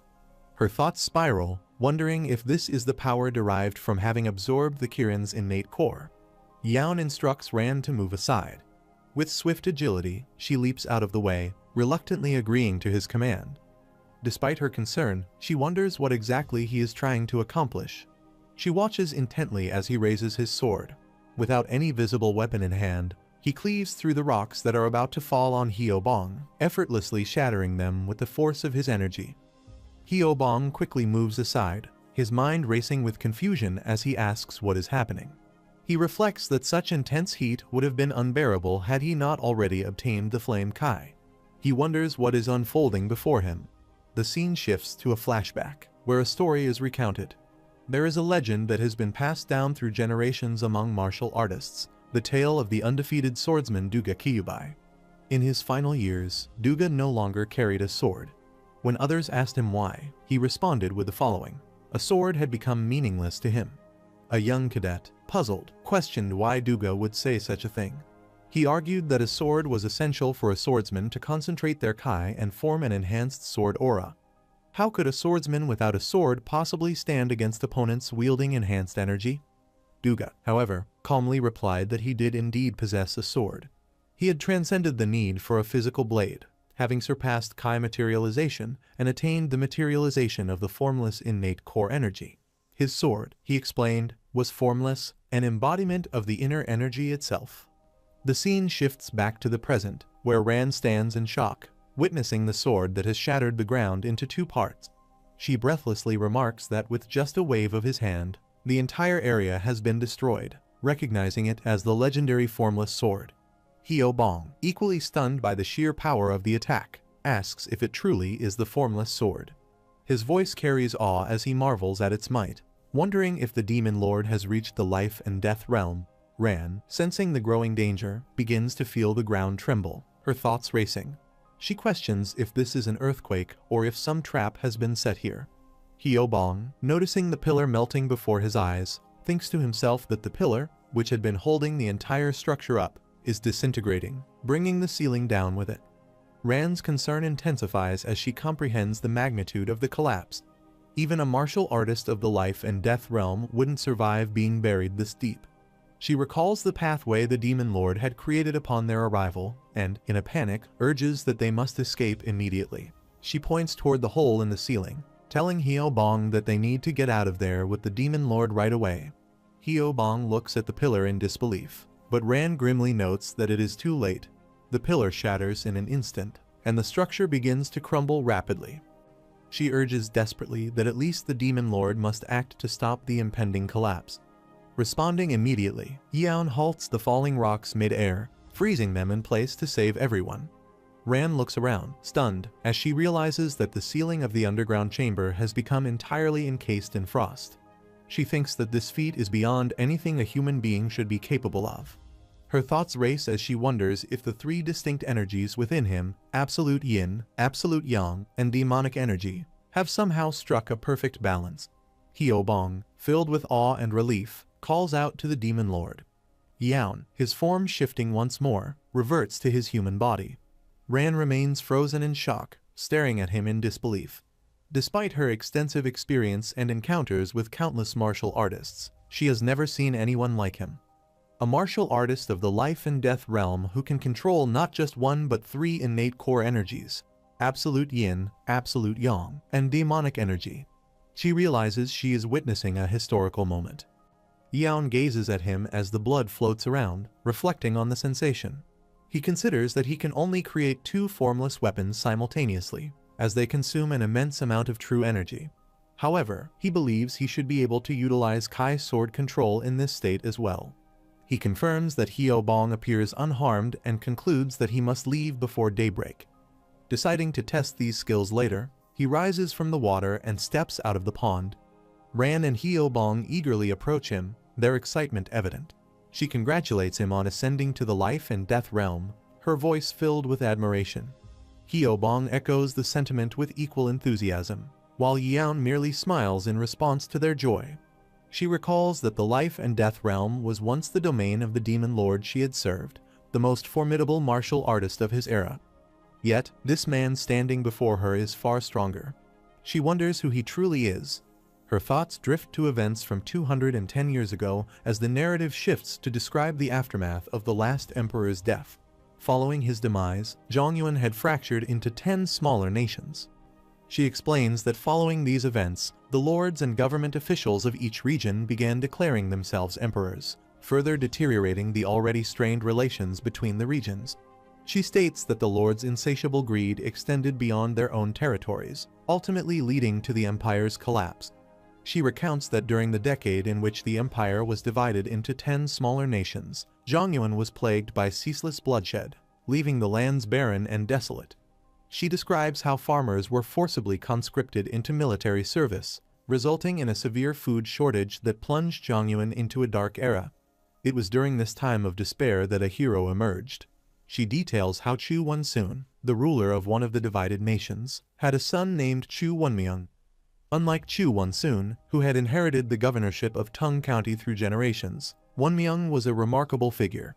He was an undefeated general who led a relentless campaign against the northern savages. His reputation was so formidable that even Chen Injiang, the cult leader of the heavenly demon divine cult during that era, could not ignore his prowess. She explains that Wonmyung, invited to the 10,000 Great Mountains to forge alliances, was recognized and acknowledged by many esteemed individuals. When Yeon inquires if Wonmyung is the name of the founding emperor, she confirms, stating that he was regarded as a hero by the people for his defense of the nation against the northern barbarians. Even the people of the Jonghu deeply respected him for his accomplishments. She describes him as a man of unwavering loyalty. After the empire's fall, he resigned from his government position and wandered throughout Jongyuan without any interest in politics or power, instead forming friendships with heroes across the land. However, she notes that his absence during those 10 critical years left the citizens to endure immense suffering. Jongyuan, weakened and vulnerable, faced continuous invasions by the barbarians from the north and the west. The streets were soaked with the blood of the innocent, reflecting the chaos and despair of the time. She concludes by stating that, eventually, Wonmyung inherits his father's position after his passing and makes a solemn vow to lead an uprising. She explains that even someone as experienced as Wonmyung, a renowned general, could not unite the 10 nations solely with the forces of his own nation while simultaneously fending off external threats. She states that he understood well that building an army capable of such a feat would take considerable time. Thus, he turned to the people of the Jonghu for assistance, relying on the bonds of friendship he had cultivated over a decade. She recalls the pivotal moment when Wonmyung ascended to his crown. The Heavens Master, along with several prominent heroes, implored him to end the bloodshed plaguing the innocent citizens. They asked him to join their cause and lend his strength to save the people from the tyranny of greedy lords and the chaos sown by thieves. She describes how Wonmyung, possessing both the timing and the skills necessary for success, swiftly subdued the surrounding nations and expelled the invading forces with the aid of the Jonghu. 10 years later, after uniting the 10 fractured nations, he established what became known as the Great Ming Empire. With the stabilization of the empire, the heroes who had supported the noble cause were rewarded with land and government positions. She explains that while the heavenly demon divine cult and the Orthodox faction played a crucial role in the establishment of the empire, their presence became an overwhelming concern for both the founding emperor and the government officials once the nation stabilized. She notes that their threat was undeniable, as a single expert martial artist could overpower dozens of imperial soldiers. However, because these factions had been instrumental in the unification of Jongyuan, they could not be disregarded. She recounts that the founding emperor had no choice but to negotiate a mutual non-aggression treaty, granting concessions to satisfy their demands. As part of these negotiations, the Miram Alliance leader at the time requested that the Ming Empire officially adopt Taoism as its state religion to solidify its relationship with the empire, even under the terms of the treaty. She states that this decision marked the beginning of the conflict. The demon lord of the heavenly demon divine cult also sought to have their religion declared the official faith of the empire. However, the founding emperor had already agreed to the Miram Alliance leader's request. Hyobong remarks that it is a well-known historical event, one he is familiar with, and mentions rumors suggesting it was a deliberate act despite the Miram Alliance and the heavenly demon divine cult having had equal influence on the empire's establishment. She responds, explaining that it is widely assumed the government officials of the time orchestrated the decision. She adds that the demon lord of that era, displeased by the slight, made a bold request in response. She recounts an old legend about a mythical creature that was said to have appeared before the birth of an empire. Remarkably, just before the founding emperor succeeded in uniting Jongyuan, a Kirin emerged, wreaking havoc by burning down 5 provinces. She explains that Jiayung, the demon lord at the time, led a force of 1 million expert martial artists, including his guardians and elders, in a grueling battle against the Kirin. The confrontation lasted 3 days and 3 nights before the creature was finally defeated. She continues, describing how, even after Kirin's death, an unextinguishable fire erupted from its remains. The founding emperor interpreted this as a divine symbol of the creation of a new empire. He ordered the construction of a royal tomb at the site and declared it the capital of the empire, cementing its significance in history. She recalls Jiayung's resolute words, demanding Kirin's essence and blood as his due for defeating the creature. When Yeon remarks that he assumes the request was rejected, Ran confirms this, explaining that the bureaucrats, along with the Miram Alliance, opposed it out of fear of the cult's potential rise to power. She explains that despite repeated denials, Jiayung remained steadfast, unwilling to abandon his demand. She remembers In Jaeyoung's impassioned declaration, asserting that he had risked the lives of his people and his own to bring down the Kirin. He was not asking for Kirin's corpse, only its essence and blood, and he questioned who they were to deny him. Ultimately, the bureaucrats and the Miram Alliance deferred the matter to the founding emperor, acknowledging that In Jaeyoung's request was not without merit. The founding emperor, understanding the need to appease the demon lord, eventually granted the request. However, he imposed a condition: In Jaeyoung would have to retrieve the essence and blood himself. Hyo Bong comments that the condition seems petty, but notes that the boiling blood of the Kirin made it impossible to obtain directly. As a result, the demon lord chose to make a different request instead. She explains that In Jaeyoung requested permission for 12 expert martial artists from the demonic cult to guard the underground space until the Kirin's blood had cooled enough to be collected. Hyo Bong, astonished, asks if that means she has been here all along. She confirms, adding that the arrangement included conditions. While the cult's martial artists resided in this place, they were also required to protect the imperial palace and pledge their loyalty to it. As she opens a box containing badges, she reveals their plaques, pointing to one with her name inscribed. She identifies herself as Mun Ranyong, Outer Hall Master of the Demonic Dragon Palm Sect. Hyo Bong, startled, speculates that she must be Munju's ancestor, quickly correcting himself to suggest she is Munju's great-great-great-grandmother. Puzzled, she inquires what he means by Munju. Meanwhile, Yeon reflects silently, anticipating the shock Elder Mun and Munju will feel when they learn about her identity. He asks if, since she only has their plaques, the others have already passed away. Reflecting on the situation, he thinks about how they had diligently researched ways to extract Kirin's blood and essence as ordered by the Demon Lord. The palace, also desiring the blood, collaborated with them, but their efforts proved futile. He considers how, in the end, the palace forced them to consume the blood as a last resort. However, the blood, infused with powerful flame kai, was too volatile for the men, who possessed strong yang energy, and it ultimately cost them their lives. Ran explains that one by one, they began consuming the blood voluntarily, unwilling to let the emperor take it from them. She reveals that they insisted she go last out of consideration for her survival. However, when her turn finally came, she realized she could not drink the blood. When Yeon asks if this was because she was the only one capable of protecting the place, she confirms, explaining that they had wanted her to remain alive to fulfill that duty. She reflects on the solitude she endured, describing how her inner energy developed to the point where she reached the evolutionary realm. However, she admits that she could not halt the progression and felt that death was drawing near. Determined to make one final gamble, she reasoned that if men could not handle the flame kai due to their strong yang energy, perhaps her body might withstand it. She explains that her gamble paid off. She successfully absorbed the flame kai, and as a result of the metamorphosis, she even regained her youth. Yeon remarks that the imperial palace must have attempted to test this theory on women. She nods and replies affirmatively, explaining that she lied to them at the time. She claimed that even women would react dangerously to the flame kai if they possessed inner energy, potentially leading to death. This misinformation discouraged further experiments on martial artists, as the palace had already caused so many fatalities. She continues, recounting how the imperial palace eventually abandoned testing on martial artists. Instead, they turned to the thousands of maids within the palace who had not been trained in martial arts and, therefore, lacked inner energy. These maids were trained to become the warriors who would serve as the imperial palace guardians. Yeon reflects for a moment before stating that he supposes he doesn't need to tell her anything further. She responds by admitting that, before her death, she had always hoped to return to the 10,000 Great Mountains to share her story with everyone. However, as the sole guardian of Kirin's blood and essence, she felt bound to her duty.